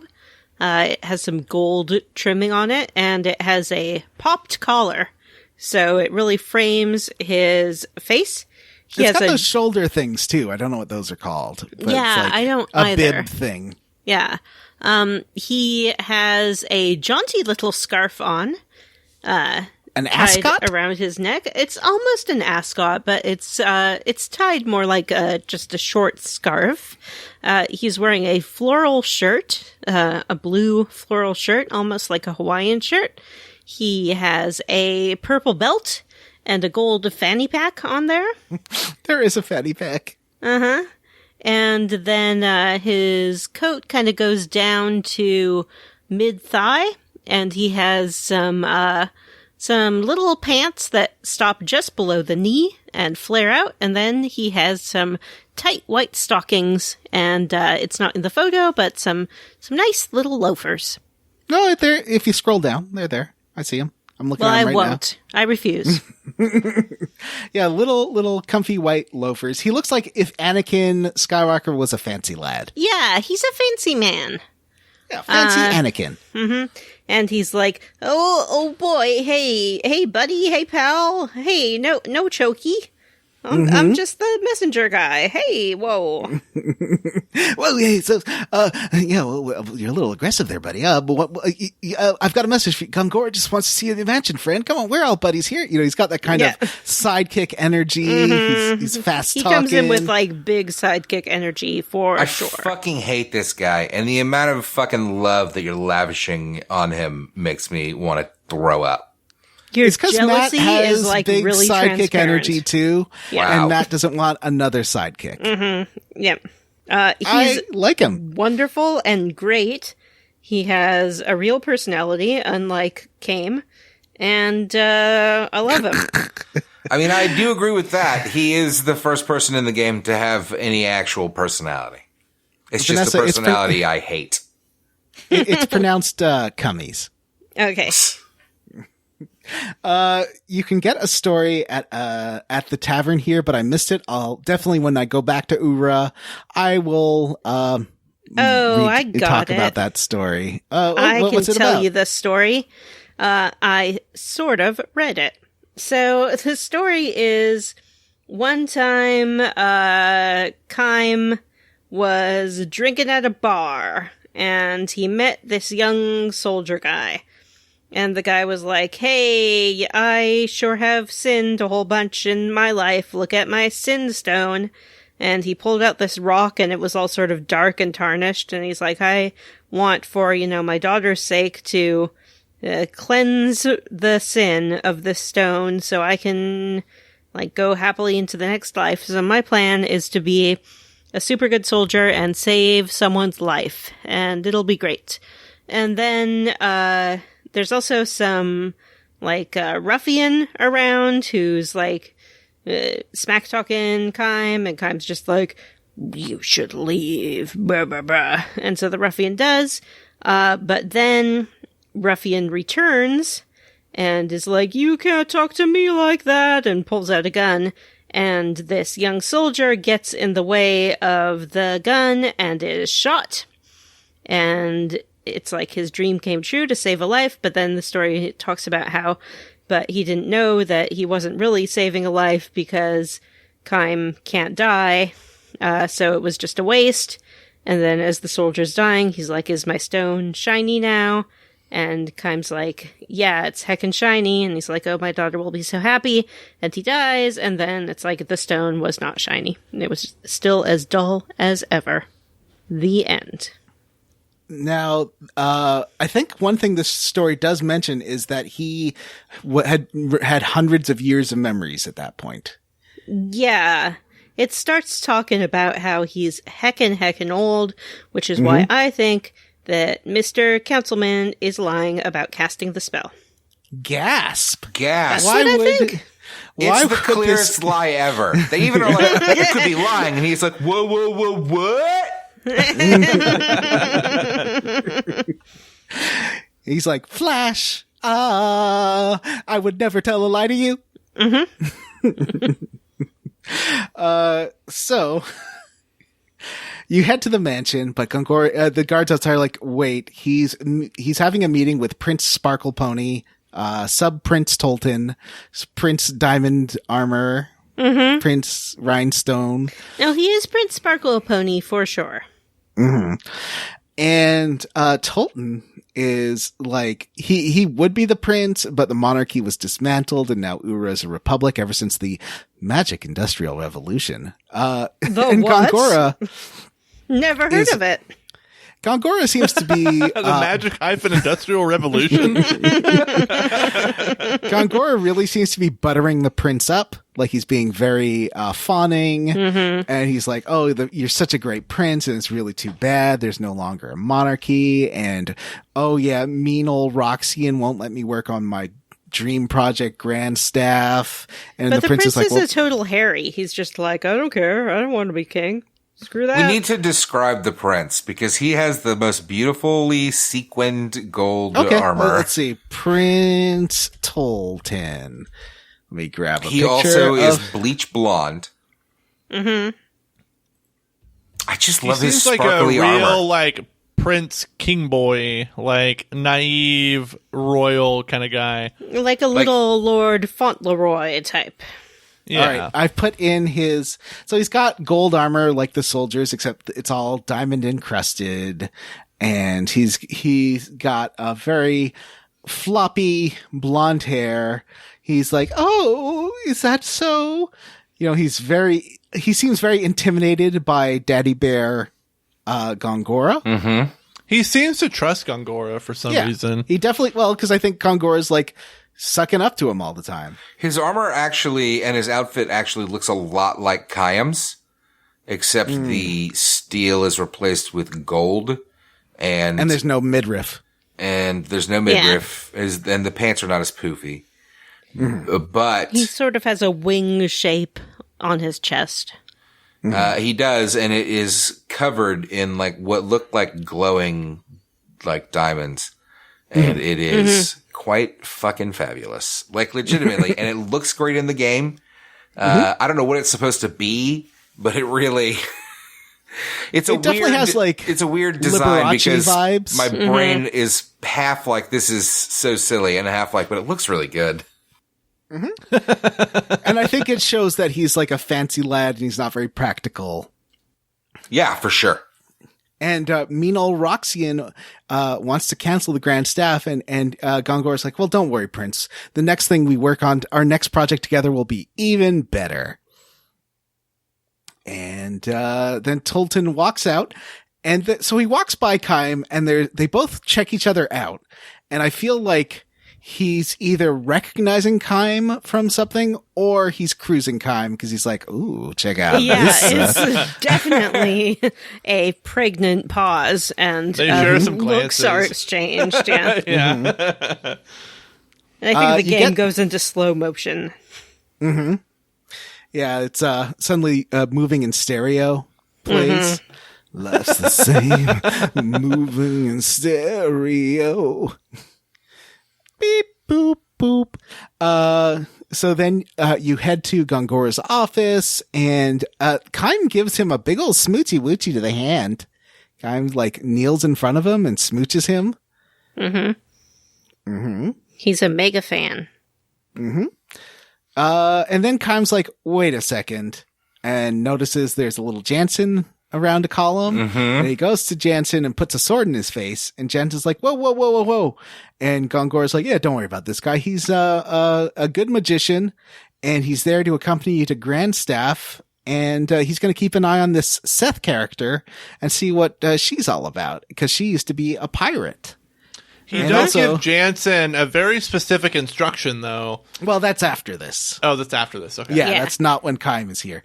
Gotcha. He gives him a couple of instructions. Like, it keeps flashing back to more and more instructions. Have we talked about how Seth is a lady named Seth? And I think that's pretty cool. That is pretty cool. Yeah. One other character thing that Gongor notes is Jansen loves keeping an eye on the ladies, because Jansen is a ladies' man. He sure is. Jansen loves ladies, and the ladies love Jansen. I know Jim said this earlier, but I just want to reiterate that Jansen is Chandler in like a weird way. Yeah, he's a real Chandler type. Me too. And we're not just trying to tie into the hashtag Friends Reunion. Oh. I think like if we were going to tie into hashtag Friends Reunion, Chandler would be the last person we'd want to tie into right now. He's got some controversy going on. Oh, really? Oh, is that so? What's going on? There's like some dating app for celebrities. I can't remember what it's called. Oh, but is that? Oh, yeah, I know what you're talking about. Yeah. He matched with like an early 20-something on there while he was engaged and was hitting on her, and now his engagement is over. So, whoops, Chandler. I don't see the problem. Chandler. What's wrong with that? I took, they have these internet things where you can submit a photo of your face, and it will tell you what celebrities you look like. And it told me Chandler? I look like Matthew Perry. Wow. Okay, so put that in your notebooks. Your little A friend Vanessa of mine notebooks. recently told me I'm a Ross, and not a complimentary way. Like in personality or You don't look appearance? like David Schwimmer. You don't look like David Schwimmer not at like all. physically, but like personality wise, like I'm just like a big dork. Well, you do go around yelling, "We were on a break." You are a big dork, but I think that here in the Square Roots household, you fit right in with us fucking dorks. Oh yeah, I'd love to know what listeners think. Like what personality we match from the Friends cast. That's a great question. Please Hashtag let Friends us know. Reunion. Hashtag Friends Pay Reunion. me HBO. Yeah, gender neutral, by the way. Don't lock us into specific We're genders. talking personality here. And just Gender because agnostic, I look yeah. like Matthew Perry, and also, who was the other one? Hugh Grant. Matthew Perry and Hugh Grant are my celebrity lookalikes. Ooh. Just because I have a smelly cat does not mean that I'm like Phoebe. Okay. You have been complaining about your cat's scent. Let's be honest. It is not my cat's scent. It is my cat's horrendous farts.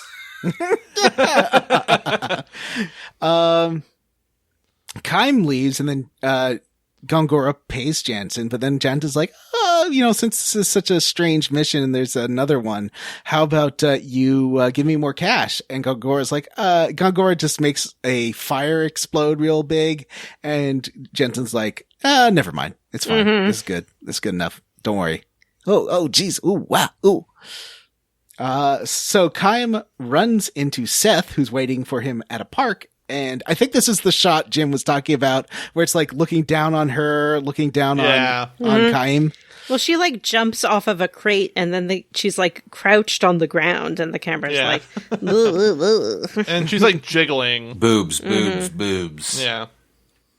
And yeah, there are some legit jiggle physics, which are always uncomfortable. Not good. Seth is like, I remember you, but I don't know from where. But I'm definitely immortal too. And they both have amnesia. Why do the immortals all have amnesia? Well, I think that will be established later in the game. So I want to put this out there. We're almost at 2 hours. We should probably move this along a little bit. Well, Wow. okay, I didn't realize. let's get through this. And we might in want that to trim vein this chunker. Nope. In the vein of wanting to move on quickly, I would like to know why Vanessa's name is now Gravy Respected. That's a good question. What does My that name mean? is Gravy Respected. I'm sorry. That's just my given name. You get back to the inn. They're like, oh, go to the Great Gate, and you'll meet up with your escort there. And you can do that via a magic taxi or a monorail. If you take the monorail, a kid at the monorail station's like, my dad is super amazing. And he's like, I'm not actually that amazing. And you get a story called Little Liar, which is a fun little story about a girl whose mom died and then dad went to the city and never came back and stopped sending her money. And now the whole town has to support her, which they do, but they hate her because she's a big liar. And then she keeps telling Kaim, and Kaim's new to the town. She keeps telling him more and more stories that are obvious lies, but he listens to them anyways and just asks questions. And she likes that he asks questions, and she tells him a secret that actually the tailor has been hiding the money that the dad's been sending, and is actually hiding that her dad's asked him to come join him, and it's a big secret. And Kaim's like, ugh, another lie, this is the saddest lie yet. Then the next day, the tailor's like, hey, I've been robbed. And, everyone's like, that little liar must have done it. And Kaim's like, no, it was me. And he's like, well, prove that it wasn't this little girl. You're just covering for her. He's like, well, you keep your money in this pot. That's where the girl said he kept his money. He's like, well, yeah. And he's like, and tell me the truth. You were keeping the money and the letters from this girl's father. And, now you just didn't want to tell her that, to go to the city because you wanted to keep getting money from her that you were stealing. And he's like, how do you know that? I burned all those letters. And the whole town is shocked, but the little girl is missing, and you never see her again, but she does send him a letter saying that she's met up with the dad now and everything's super great. And Kaim's like, maybe this wasn't real. Maybe this was another lie told by her, but I'm going to assume it was true. Aww. It was a good story. I like that one. Jansen shows up at the gate as Kaim is there with Seth waiting for him, and he's super drunk with 3 lady friends. And Seth is like, hey, ladies, let me give you some money so you can leave. And they're like, yeah, but if you want a special treat with me later, come back next time. Ladies hitting on Seth. Yeah, they're like, ooh, the whole you're thing so sweet. is yay, thanks great. for the money. And so here's where you get the main game mechanic. Jansen is mortal, so he learns skills via leveling up. But Yes. But Seth and Kaim learn them either mooching them from mortals or from accessories that you can equip. Mm-hmm. My phone's almost dead because I've had my camera on, so I'm going to have to turn the camera off. Bye, That's Vanessa. Sorry. It was nice talking to you. Vanessa had to leave the show, ladies and gentlemen. Yes. Yeah, she's I've still moved here. on. I mean, it happens a lot. Let's be honest. You get some kind of group together, like an improv troupe, and they have the one token lady, and then, she gets other better offers and moves on. And it happened with the kids in the hall. There used to be female members of that group, and they left. Wow. And now it's just men. The end.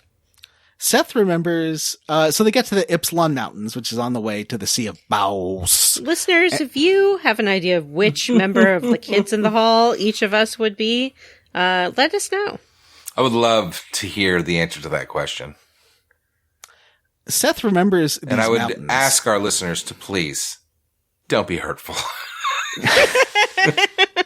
Seth remembers these mountains, but she can't remember how or why. Kaim's like, yeah, I get the feeling too, but I don't remember them. And Jansen's just watching them. And Jansen's watching them suspiciously. They make their way up the mountain, but Jansen's like, hey, I'm mortal, so I can't just keep climbing like this. And there's a little stone building here. Let's stop there and have a break for the night. I mean, he says it. He does say that, but he says it in a way that implies that really he's just like a lazy asshole that does not want to keep. Well, he's also probably super hungover. Yeah, well. That's true. He's very hungover. You also get your first taste of the battle system. It's a bit like Final Fantasy VIII with Squall, where you do more damage if you press a button at the right time. But this is you hold the right trigger down and then let go and you have to sort of hold it for a certain amount of time to get a better result, and then not hold it too long. I think of it more like it feels more like Super Mario RPG to me. That's what I've always thought of it as. Mm-hmm. With that like the time things? Yeah, where you push the button at the right time. But it's a little more, it's a little different. But it's good. I like it. You hold the right trigger down. I didn't notice this until I was watching John stream, and John didn't notice it until I pointed it out. But there's a countdown timer at the top of the screen when you're doing your ring attacks. Mm-hmm. And I don't know really what the range is for like what constitutes a perfect versus a good versus a bad, because it was kind of all over the place when John was playing. No. But I feel like there is a number range for like what I think it's the amount of time during the run up that you hold it down, because you can do it too soon. And I hold that right trigger down all the time. Oh, okay. I have it held down like constantly. All you're trying to do is get the ring in the ring. There seems to be a bit more than that. No, if you match the ring that shrinks down perfectly with the little ring in the center, you get a perfect. And if you get it within the little white outline around the ring, you get a good. And sometimes that white outline is big, and sometimes it's really small. But yeah, you can build different rings. That'll be, maybe it's based on the ring. But either way, if you get it within the white outline around the ring, it's a good. And if you get it outside of that, it's a bad. That's all it is. It's not about timing. It's just about getting the ring in the ring. There is what do you call that? There's a crafting system where you craft new rings which have different abilities. Yeah, and I really love that. So you find just all these, just a ton of like crafting materials in the world. And this game, now this is where the game gets good, actually, since we're talking about it. Like you get to the Ypsilon Mountains and you finally get to go walk through an area, and it feels good. There's random battles. I would prefer that they're on the screen, like the latest Dragon Quest. That's just my preference. But there are random battles, but there's not a ton. Now I know that they like to mess with that depending on the area, but I hope that we don't get too hammered with it. Yeah, it feels good so far. The encounter rate is actually very forgiving. Mm-hmm. Except in the rainy mountain. That's the only time where it's like every couple of feet. I didn't experience that. Oh, I didn't either, actually. Yeah. But you may have just had bad luck. But it is, it's not bad, and it looks great, the overworld. And there's just the maps are just a lot of nooks and crannies where you can find these crafting materials, and they allow you, you also get them from enemies, you can steal them from enemies, you can buy them in shops. But there's a ton of rings that you can make, and they're all like, some of them are elemental. It's basically all the spells, right? Like there are healing rings, there are magic rings, there are defensive rings, there are rings that give you abilities like having a higher defense in critical HP mode. There's a lot of that. Mm-hmm. And you can you can take those abilities and learn them too. Oh no, not from the rings though. That's more from the accessories.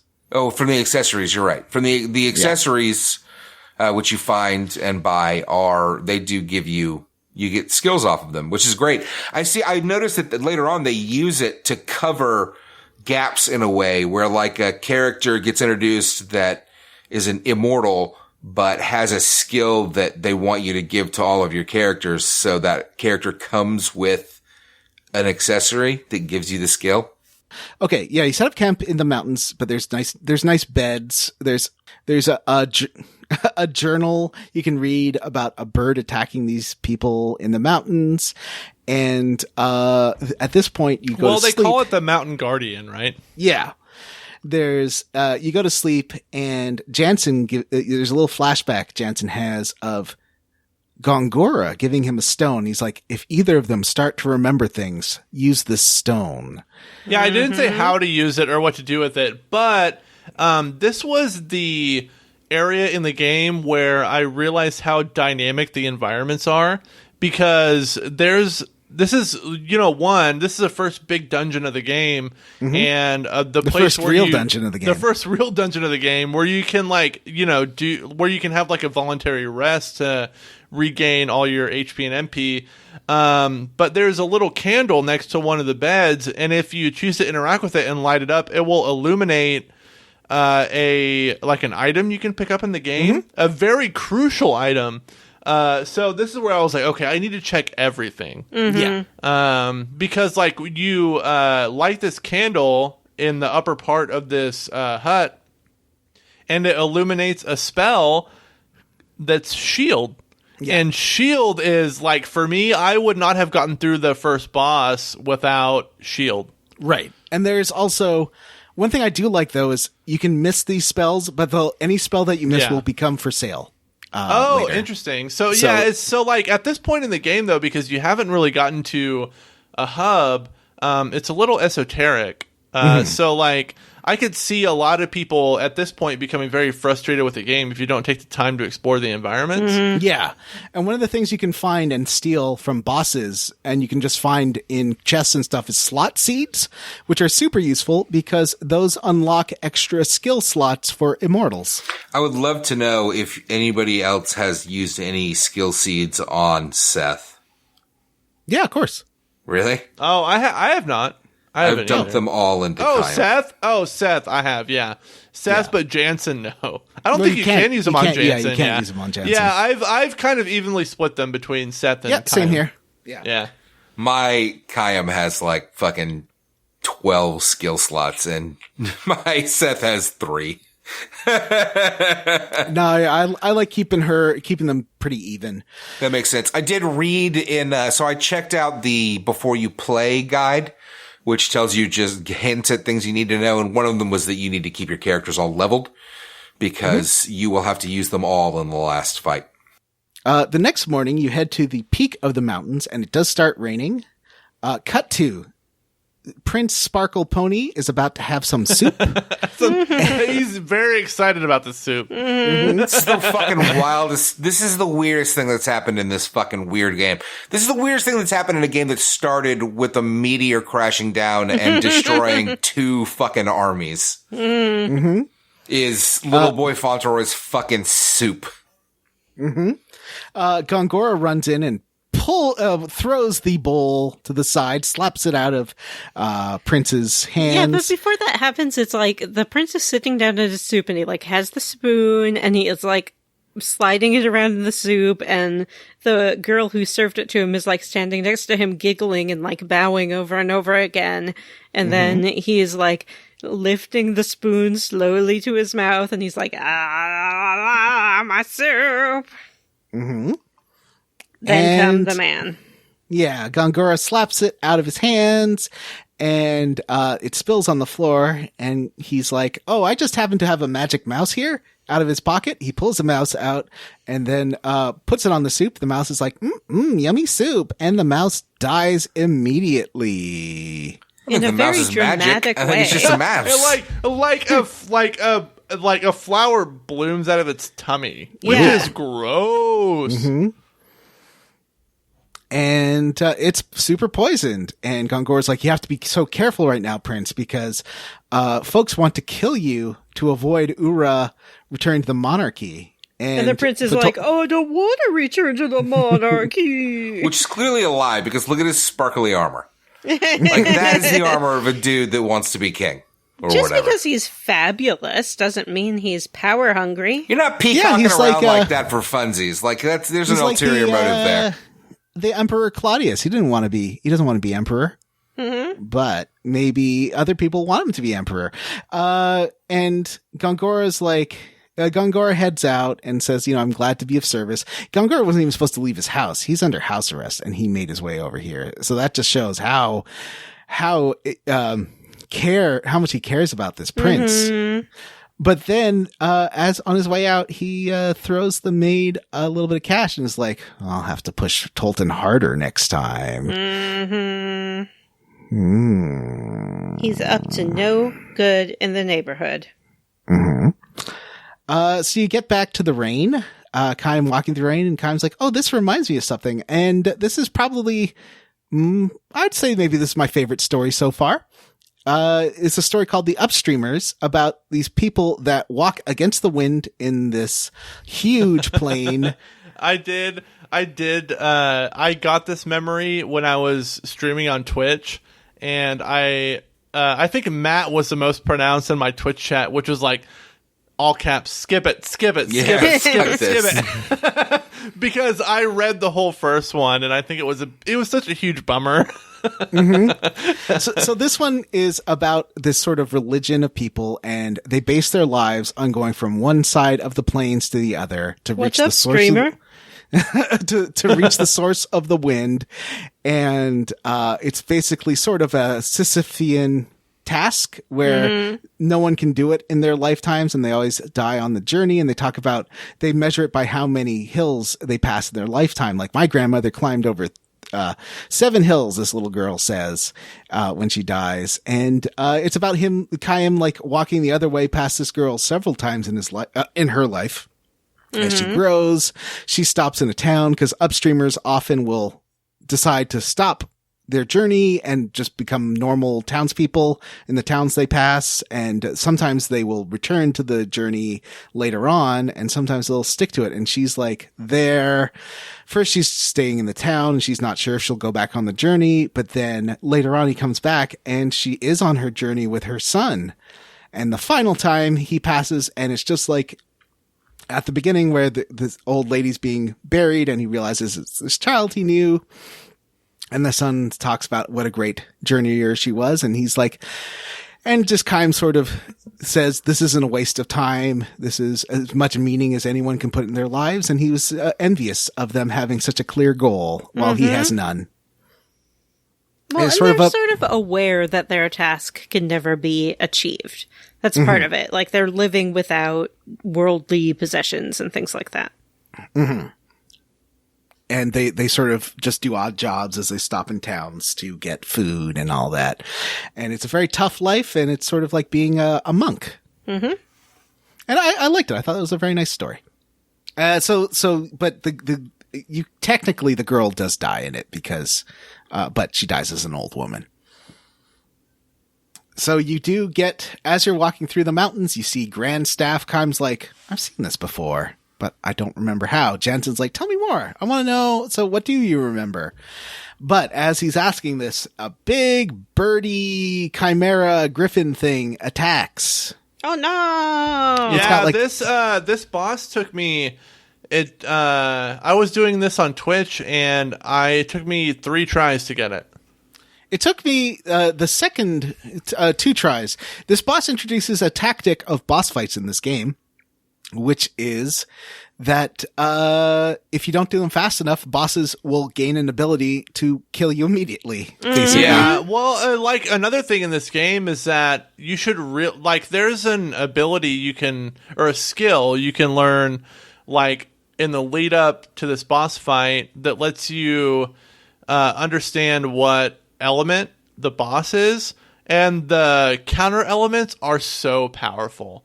Like, if it's a fire boss, use Aqua Spell, and it will devastate these bosses. So, like, if you understand what the element is and really lean into that, it's not as hard.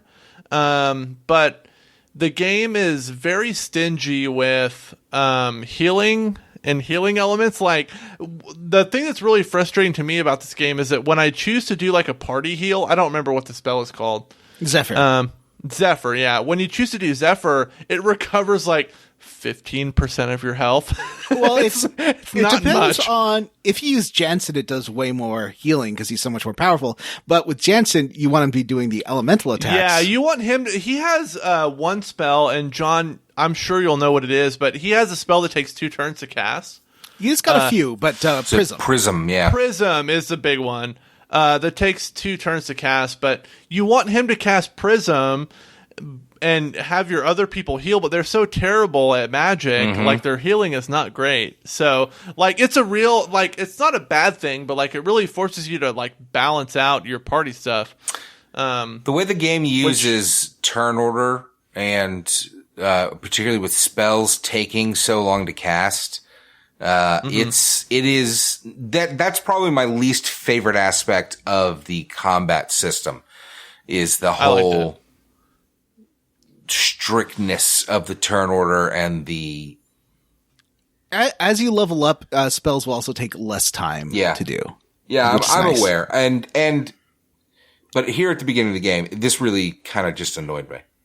Yeah, and as you get a bigger party too, this becomes less frustrating. It also felt like, boy, I wish that there had been a remastered version of this that had those square cheats. I know it's not a Square game, but it had those square cheats. Like, can I just get the 3 times speed, please? Because battles are slow, but there aren't very many of them. Well, once I figured out the deal with the combat, and that's, I think, why they put this boss here, is that it kind of forces you to figure out what the deal is with all the combat stuff, with the elements and the physical attacks and the ring stuff. What's the deal with the ring stuff? What's the deal? What's the deal? Hey, I'll tell you what, I'm a little further into this game, and I'll just tell all of you, because this is good information to have. I think that every boss is going to have a gimmick. Oh, they all have a thing? I think they all have a thing.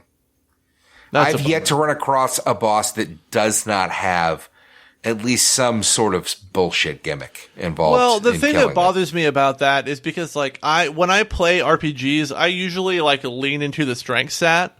Because, like, I want, like, a whole party of heavy hitters. Yeah. Like, forcing me to do magic and all that stuff, like, it's fine in the early game when, like, they want you to explore all the different play types, but having that consistently through the game, like, it's kind of shitty. That would be a good time to bring up the leveling system in the game, because it is a little different. Oh, you have the level caps in the dungeons? That's a fucking bummer and a half. Yeah, basically the enemies stop giving you more than one experience after a couple of levels of difference. Yeah, that sucks. It's basically telling you to stop grinding after a certain point. The problem is that the game, if you do I do understand now that the bosses have gimmicks and that you can beat them by playing into their gimmick. But around this point in the game, I was feeling like, I just need to level up a little bit. And then I realized, like, I can't. I mean, I can, but I'm going to have to get into 100 battles. Well, like, I got to level 17 before the worm boss because it was still giving me like 5 XP per fight. I was like, well, 20 fights and I'll level up. So that's what I did. Yeah, it was for me. It was more grinding SP because you get experience and you get SP in your fights, and the SP levels up doesn't level up, but the SP lets you learn the skills. And SP seems to be from random encounters. It's based on the number of enemies you fight. Right? So you get it's 4 like the points. number of enemies. It's the dumbest thing. Yeah. So it's fairly, if you go back and fight easy enemies, but there's a lot of them, you'll get more SP. So the bird can poison you, which is annoying, but especially the tactic for the first 2 bosses of the game seems to be kill them very quickly and they won't be able to do their heavy attacks. Yeah. So find their weakness and exploit it. You make your way through a mining site. There's have we gotten to the rain scene yet? Yeah, we're just past the rain. Yeah, we just passed it, yeah.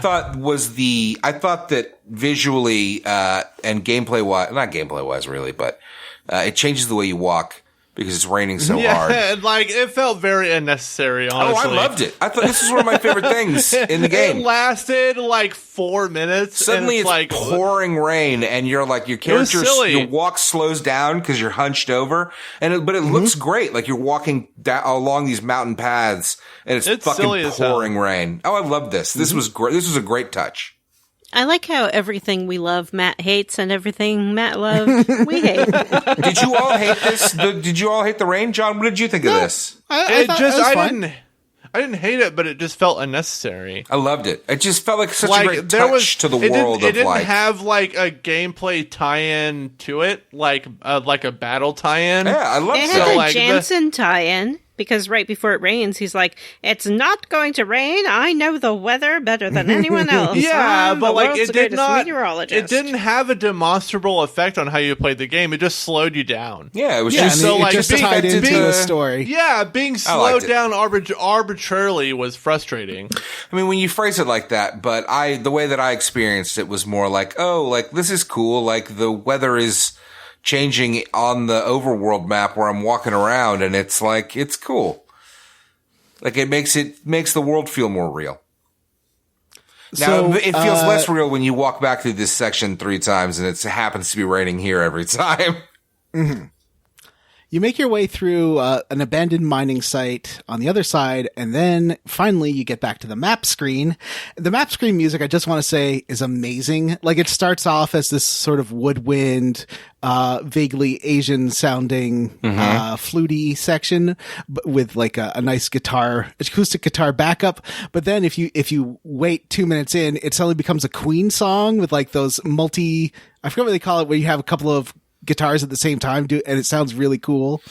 While we're talking about it, the battle music here is fucking fantastic too, and it gets even better in a boss fight. It seems to be the same battle music for the boss fights, but they're longer, so you hear more of it. The orchestration and the music in this game is top notch. It is. The music is fantastic. So much so that I have been I'm gonna look it up on Spotify. Like, I think it's fantastic. It's not on there. Is it not? All right. Well, thanks for ruining my day. But and this is there's this Umatsu? There's this great like fucking trumpet or sax or something in the middle of the boss theme or in the middle the boss theme or the fight theme. I'm not sure. Maybe the fight theme is just longer because you're fighting the boss. But whatever. There's this fucking fantastic like sax part where it just gets all jazzy. It's all instrumental. Oh, I noticed that too. Yeah. There's this part where it's just like, and it's fucking sends shivers down my spine. It's so fucking good. This is by Nobuo Uematsu, who did like Final Fantasy 1, 2. So we fight the bird, we defeat it with the power of fire magic, and that's the end of the chunker. A little bit left. I can get through this. If you don't interrupt me, I can get through this pretty quick. Not a lot happens. Well, there's an important distinction here. I see John making hate eyes at me, but there's an important distinction here that needs to be called out, which is that this is where the chunker ends for Vanessa. That's right. I'm calling you out. That is not true. I'm calling you out on the show. You can call me out as much as you want, but it's not true. I went to the next 1, 2, 3 areas. Oh. Well, apologies. I'll wait 2 minutes and then I'll call you out. John, please continue. All right. So you head to the Grand Staff construction base. You can sort of get some background here about what happened, the weird magic leaking causing monsters to go crazy and start attacking, and is causing problems with the sea. And there is a little mini game here, a stealth puzzle mini game, where you have to sneak around these 2 guards to get inside a base, and you push some boxes to get there. And there you can buy some new weapons. I think there's some magic you can get, and it's pretty useful. This is another thing that I've known, and I'll just tell you guys from playing a little further ahead, which is that there are shops for weapons and stuff and magic and stuff in most of the big cities or big areas. But they are almost always hidden behind some sort of puzzle or something. It's not like a Final Fantasy where there's just the weapon shop in town. You're gonna, in fact, you saw it we didn't talk about it. It was in the first city as well. You do not meet the shop guy until you're heading out of town. If you go there before you're heading out of town, he's not there and you can't buy anything. But if you talk to him before you go out of town and then you follow him back to his shop, you can buy fresh weapons and stuff. So you go to the Sea of Baus, and there's a real hard Baus fight here. Oh, hey. But seriously, folks. Square roots puns. Seriously, folks, magic is bubbling up from the sea, and there's these like lightning rods that spark with it, and if you can smack them down if you hit them while they are not sparking, and you get a super useful item called the Yellow Band, which prevents paralysis. And I'd recommend making sure you get everyone to learn that by learning it with Seth and Kaim, and then equipping it on Jansen for the next boss. You gotta have it. Well, you don't gotta have it, but this next boss is like a real. It's like I could see it being a big hurdle for players because, like, not only like, is it tough at the outset? Because, like, there are lots of things that the boss can draw power from, but when you defeat it, there's a whole other one. You have to do the same thing again. You make it through the Grand Staff and get to the Grand Staff's the base of the tower. There's little magic insects that are gnawing at the pipes, sucking up all that sweet, sweet magic. Ooh, I did not like that noise. Then a big wormy friend attacks. This is called the Bogimore. And the Bogimore is a big scaly worm with like glowing magic weak spots and a weird creepy mouth. This thing fucking killed me 5 times. It took me 5 tries to beat this thing. Yeah, I think the first time I played this game, it was that or more. I was fucking livid. I've wasted my entire night. Like, I spent an evening just fighting this one fucking boss. It arrives with 5 of these magic insects, and the thing is, they charge with magic, and as soon as they charge, which is sort of randomly happens, the worm gulps down their magic charge you see the worm has a meter to do its big attack. That's not quite it. The worm sucks every turn. It tries to suck up as much magic as it can, and it will get something, a little bit out of each bug. But if they've charged, it gets a lot more. And if they've all charged, or most of them charged, it can fill its meter up instantly, which will fuck you. But, right. What really got me and what it finally took was for me to really focus on clearing out these bugs so that it could not hit its big hit. And killing it over several turns. Basically, 2 strategies you can do. You can use like a prism, which is a 2-turn spell with Jansen, and then that can kill the bugs pretty much in one shot. Or you have Jansen use, I think it's earth magic on this thing, earth or water. No, aqua. It's aqua on the worm, and for the bugs, it's fire. Yeah. So there's a few ways you can do it. You can take him down concentrate on the worm, or you can concentrate on the worm and the bugs. And, the problem is that, its charging attack is a paralytic attack. So if you don't have that yellow band, it will paralyze random amounts of your party, and trying to get through that. That's what took me so long the first time I played this game, was I didn't have the yellow band. It also does a shitload of damage. And it's also worth noting that those bugs are mostly, like, their attack is pretty harmless, and they either attack or they charge, but later in the fight, they'll use an ability called Force that'll do like half of your fucking life in damage, which is bonkers. It's a bonkers extra level of complication that really fucked me, because it's random when they'll use it, but they were using it over and over again against me, and it was infuriating.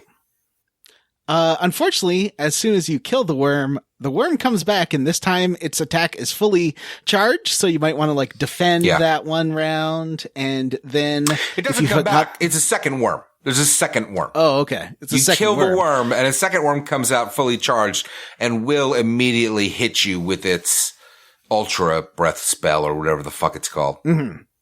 So after you wreck the worm, you get like, there's a blue orb, and you haven't seen one of these in the game before, so it's a little cheap that they do this, because if you walk past it, you get into another fight, and the blue orb will heal you completely, which does help. Oh yeah. But how frustrating is that? I ran into that later too. You can, like, just make the saves fucking heal you, okay? Yeah. This is one of those relics of Japanese gaming of, like, we have to make this stupid shit as hard as possible. But we have the technology to not make it this hard on you. And really, we've learned as a society that these games are a lot better when they're nice to you. In general, in this game, like, it's too long. You have to go through 3 boss battles before it save in this, right in this sequence. Because, it does let you retry a boss battle if you die during it, though. Yeah. That's true. Yeah, that's a good point. Though I did find I had to, after a couple of deaths, I had to go and grind that yellow band. So everybody had anti-paralysis. Yeah. And you're going to get hit with that thing no matter what. I did a math thing to figure out how many random battles you have to do for everyone to learn paralysis. 21, Matthew. You have to do 21 random battles to get that. You know, the weird thing is thankfully the combat is entertaining, and it is certainly the type of thing that you can just kind of zone out on. Like you can just run circles through an area and get into fights, and the fights do feel, I think it's because of the ring system. I love that. But the fights do feel like satisfactory.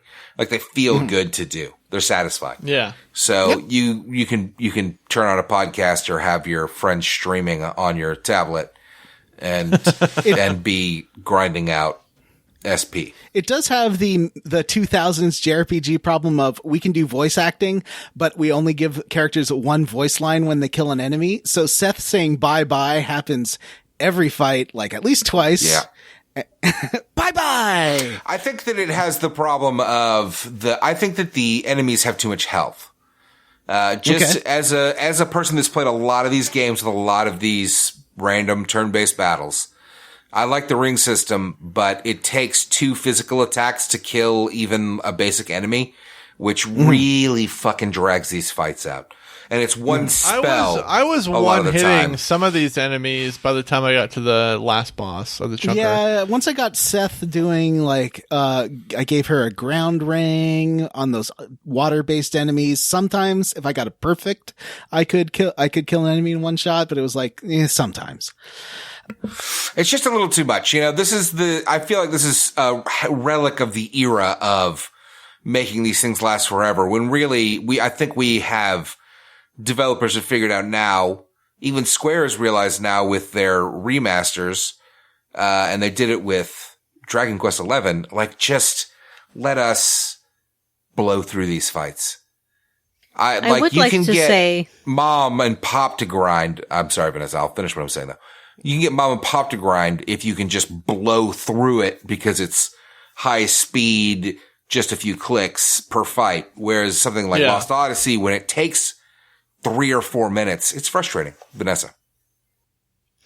In regards to only giving the characters one voice line, when I was first playing as Kaim, his battle dialogue is like, let's do it, and we can do it, and it's just one guy. It's just him. It was stupid. That is very silly. Mm-hmm. So after the worm fight, you do move down, and then suddenly the Grand Staff is surrounded by, because you're about to check out the Grand Staff and see if it's still functional, and you're seeing the damage done to it.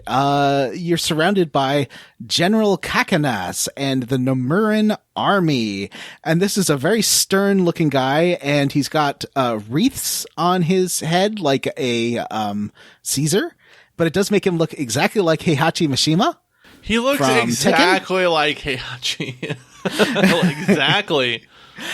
He's got spandex pants, and Matt was saying that this game has terrible voice acting. I think the voice acting, for the most part, is really good. Can I tell Jansen you, is terrible? I think especially the combat voice acting, like listening to Jansen do his spells where he's like, hiya! Yeah, look at Porky. Look at Chungus. Chungus. It's great voice acting. Like, all the voice acting, especially in the combat, is excellent. Mm-hmm. A cat that fat should not be that agile.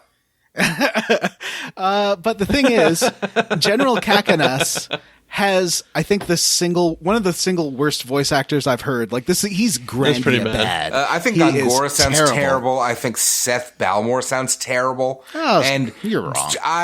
Oh, really? She's so wooden. And I like her. I like her, and I like Jansen. And... I don't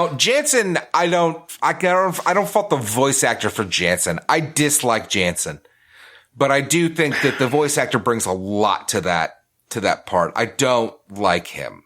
So that's more of a character, not the voice actor. But certainly Seth, I think, is wooden. And Gongora and all the major players and Kaim, they're all just fucking, and they say some stupid shit. I think it's one of the better voice acted games we've done. Okay. In terms of voice acting. Let's talk about this again after crying for 20 minutes. General Kakanas sucks. Like his voice acting. Ass. Kakanat. Cack that ass. His assistant is called Subordinate Buns. I know, so Subordinate Buns. So good. So at first he's like, seize them. But then you like murder his guys and he's like, why are you having such a hard time with this?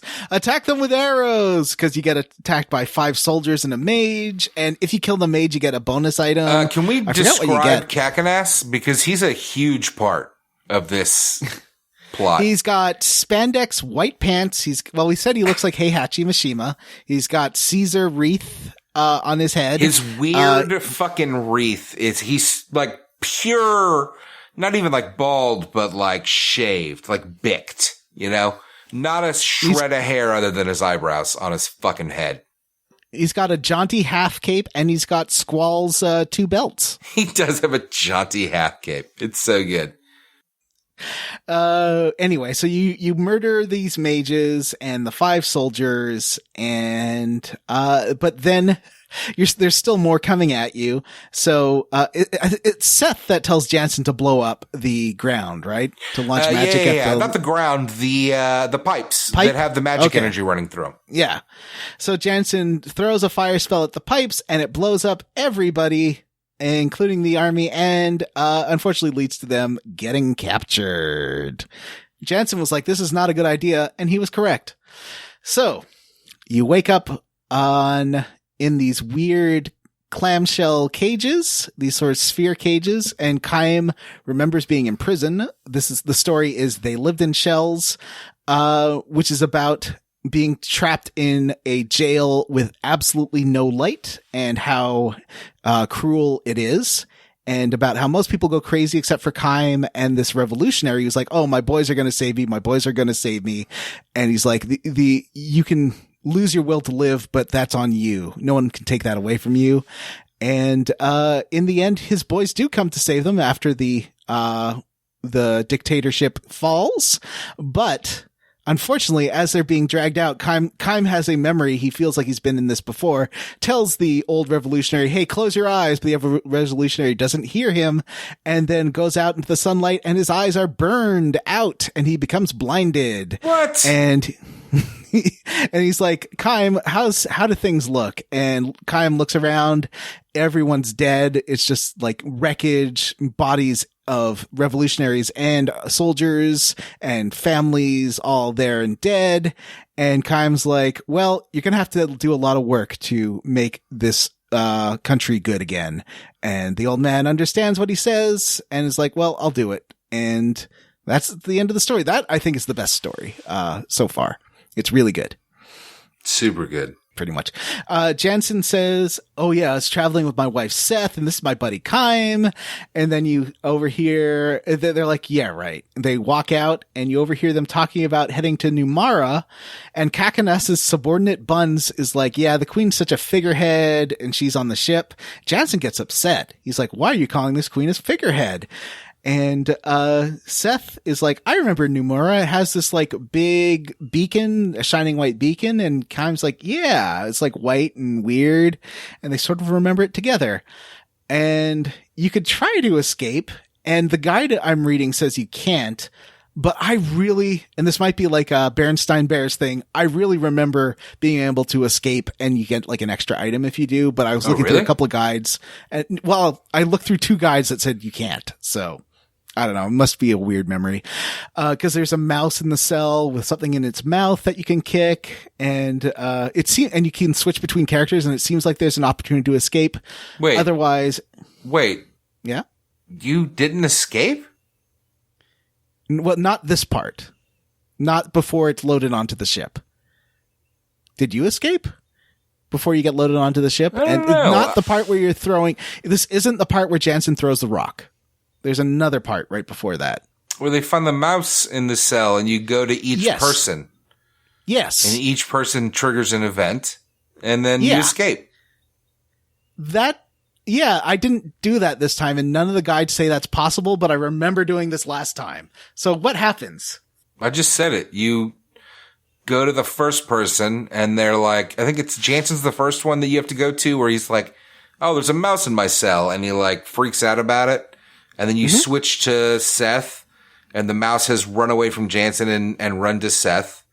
and she, I don't know, kicks at it or something. And then it runs to Kaim's cell, and he like reaches down and there's a key there, and he uses it to open the cell door, and you escape. Yeah, but what happens after that in your version? I don't remember. Okay, because I think there's like an item you get or something by doing that. But then you get captured again, right? I don't know. Okay, well here, sorry, in the version, I'm not well known for my like sharp memory. I don't know. Okay, so in my version of the game, you are brought in the cells to the ship and loaded into the ship, and then you get transferred to another cell. And during this loading process, Kaim gets knocked out.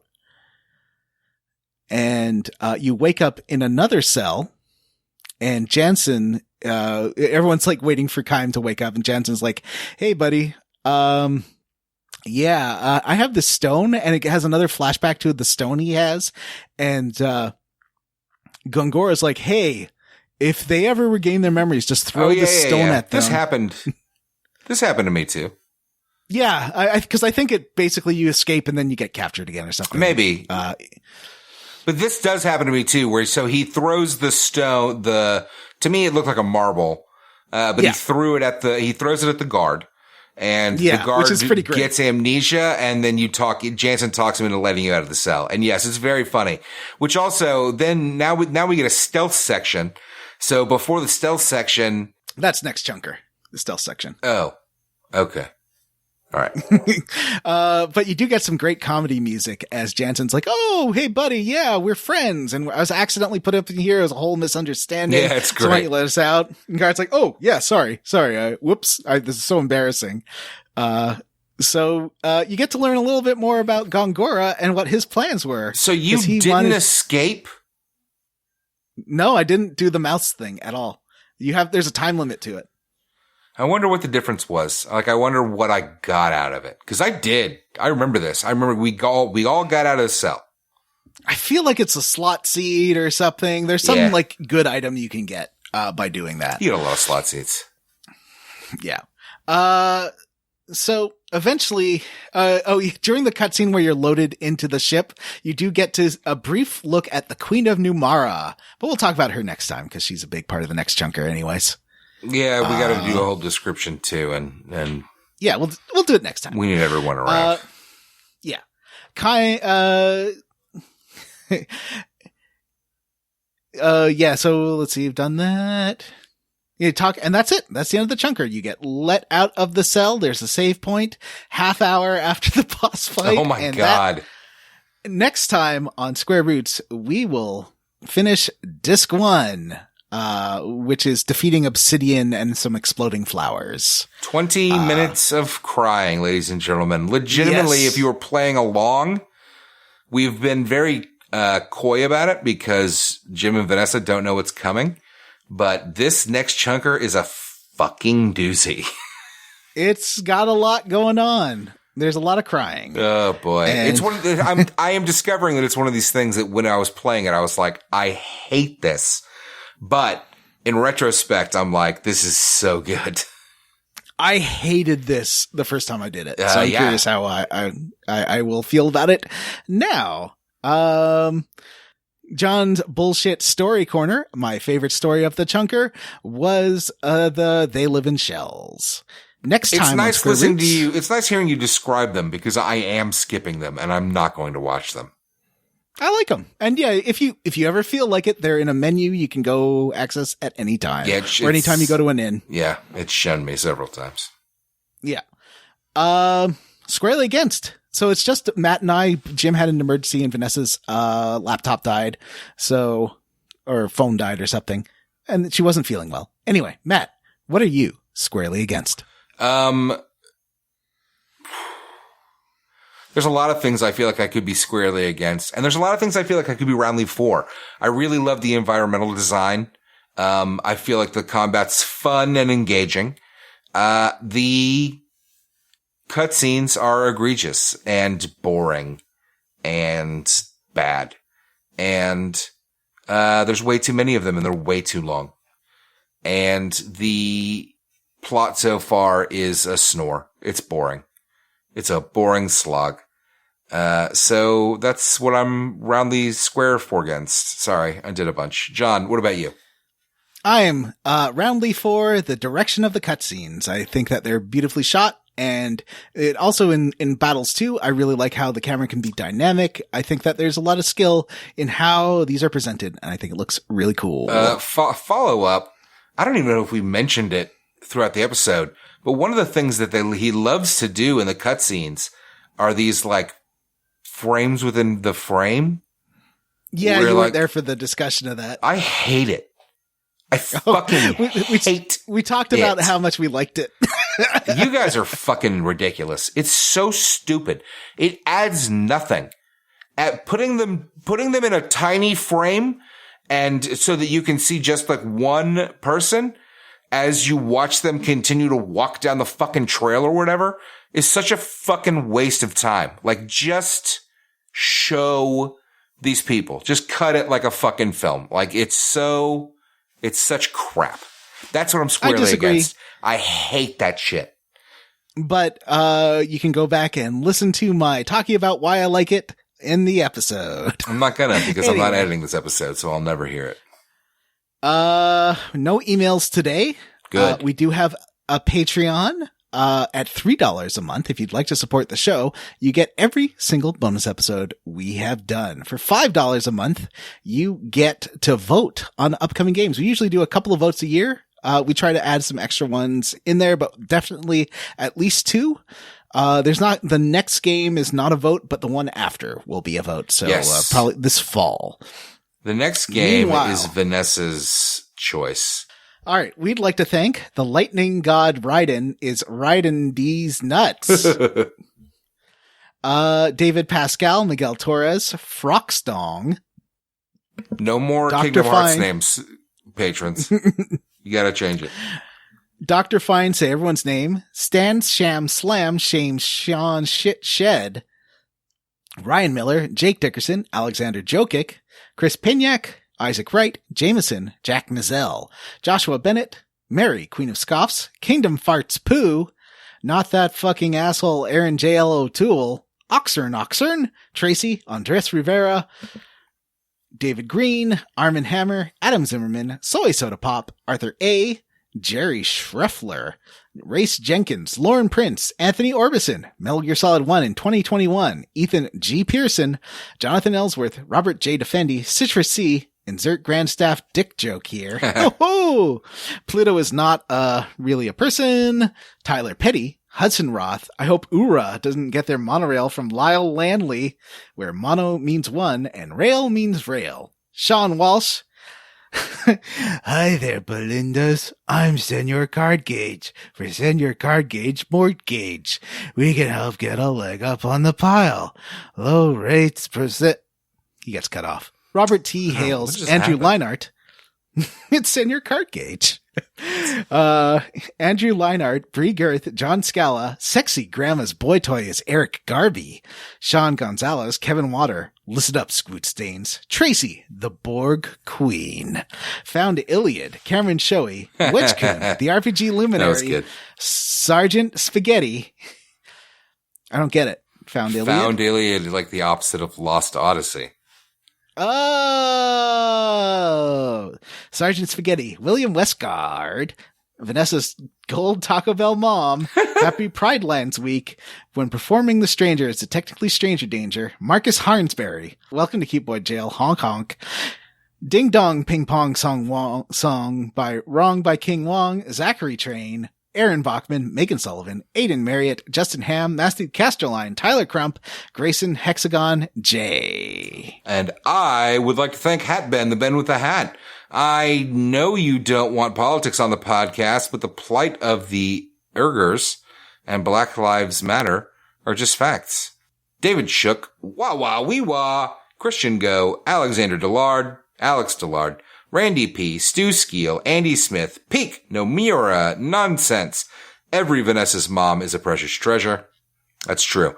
D. Jethro, Eriko Pavara, OMG What Is This Game, Jason Timms, Tom, Sean, Ross Hartley, Ward Childress, Grey Code, Port Lost Odyssey to PC, gosh darn it, agreed. Nick, Andy M, Nathan Poirot, Ally, Vanessa's Renegade Cheeseplate, Josh, and Julio are the cutest. Stephen Paget, CharityWater.org, Florian Jonas Kramer, Dylan Rowe, Brian Pitt, Carson Clark, Michael Crawford, Verbatime, Burger Time, Christopher Highness, Samu Mitchell. Let's stop screwing around and use this sweet, sweet Patreon money to buy the rights to Shadow Hearts and save it from limbo. Fresh Eyes, Rexer Braboob, Wash in the Wind, Amanda Douglas, Paul Bursch, Still Just Cows, Nobody has an unpronounceable name.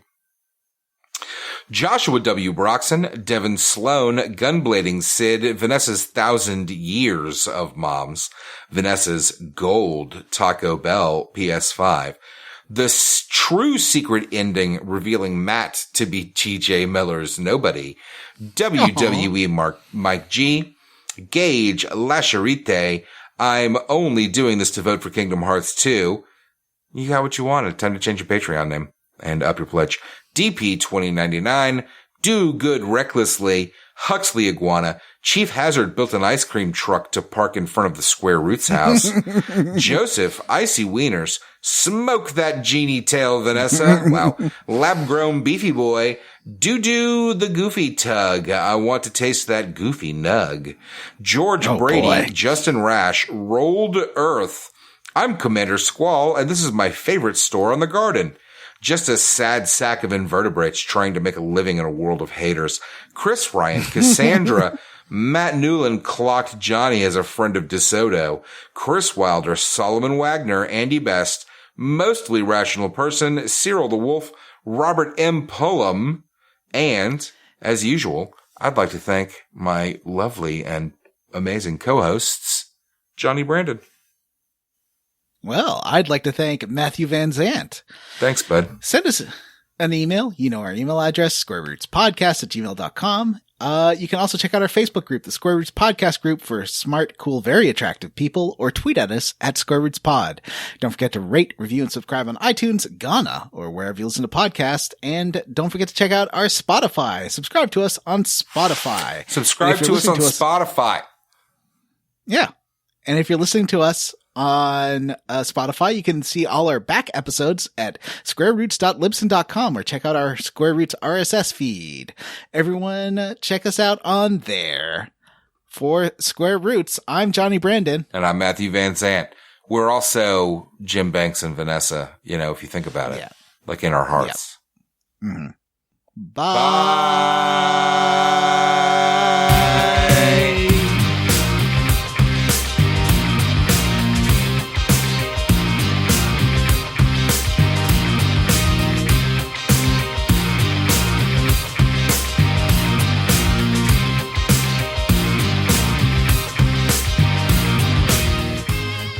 Oh man, I miss the days of like Lost Odyssey. Lost Odyssey. My throat hurts, so I'm not going to do that. Vanessa said she didn't want to do that every time anyways. Spotify now. Yeah, I've never enjoyed doing that. Then why do you do it? Nobody makes you. Because it delights you, Matt. You know, sometimes I do things for your sake. Or I did. Clearly, I'm not doing it anymore. Because I feel like you're in a better place and you don't need me to condescend to you in that way. But he wants you to. Of course he does. I don't appreciate the implication that this is all somehow due to me. You chose your own path, madam. I didn't make you do a damn thing. Wow. Am I to be responsible for my own actions? I don't think so. That sounds awful.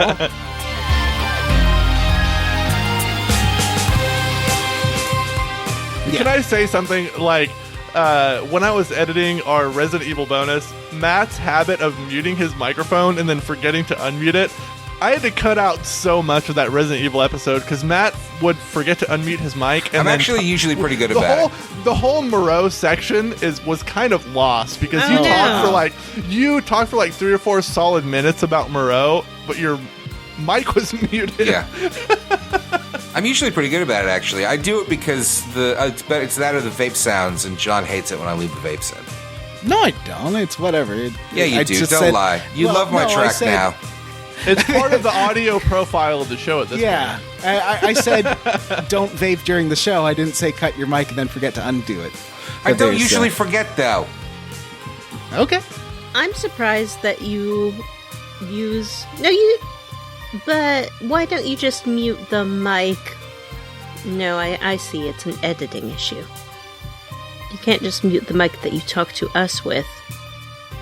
Because yeah, no, I don't mute the mic that I talk to you with. That's the problem. That's the problem. You gotta mute them both at the same time. But it's 2 mics. I can't.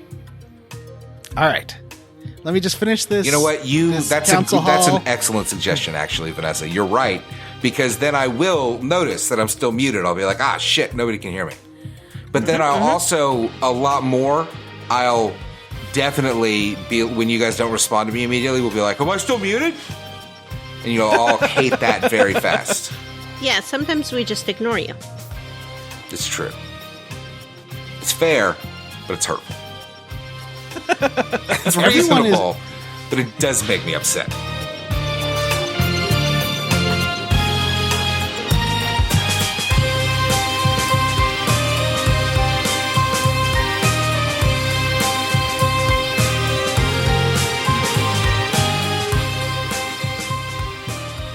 Oh, okay. Well, it's just going to be us for the end, Matt.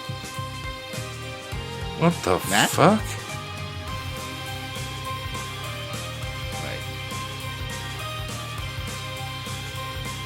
Hello? Well, I guess it's just me for now. Well, that's okay. Friends, there's Matt. It was just going to be a one-hander for a minute there, Matt. Hang on, give me just a second, please. I have to do some. I'm sorry. I know that we're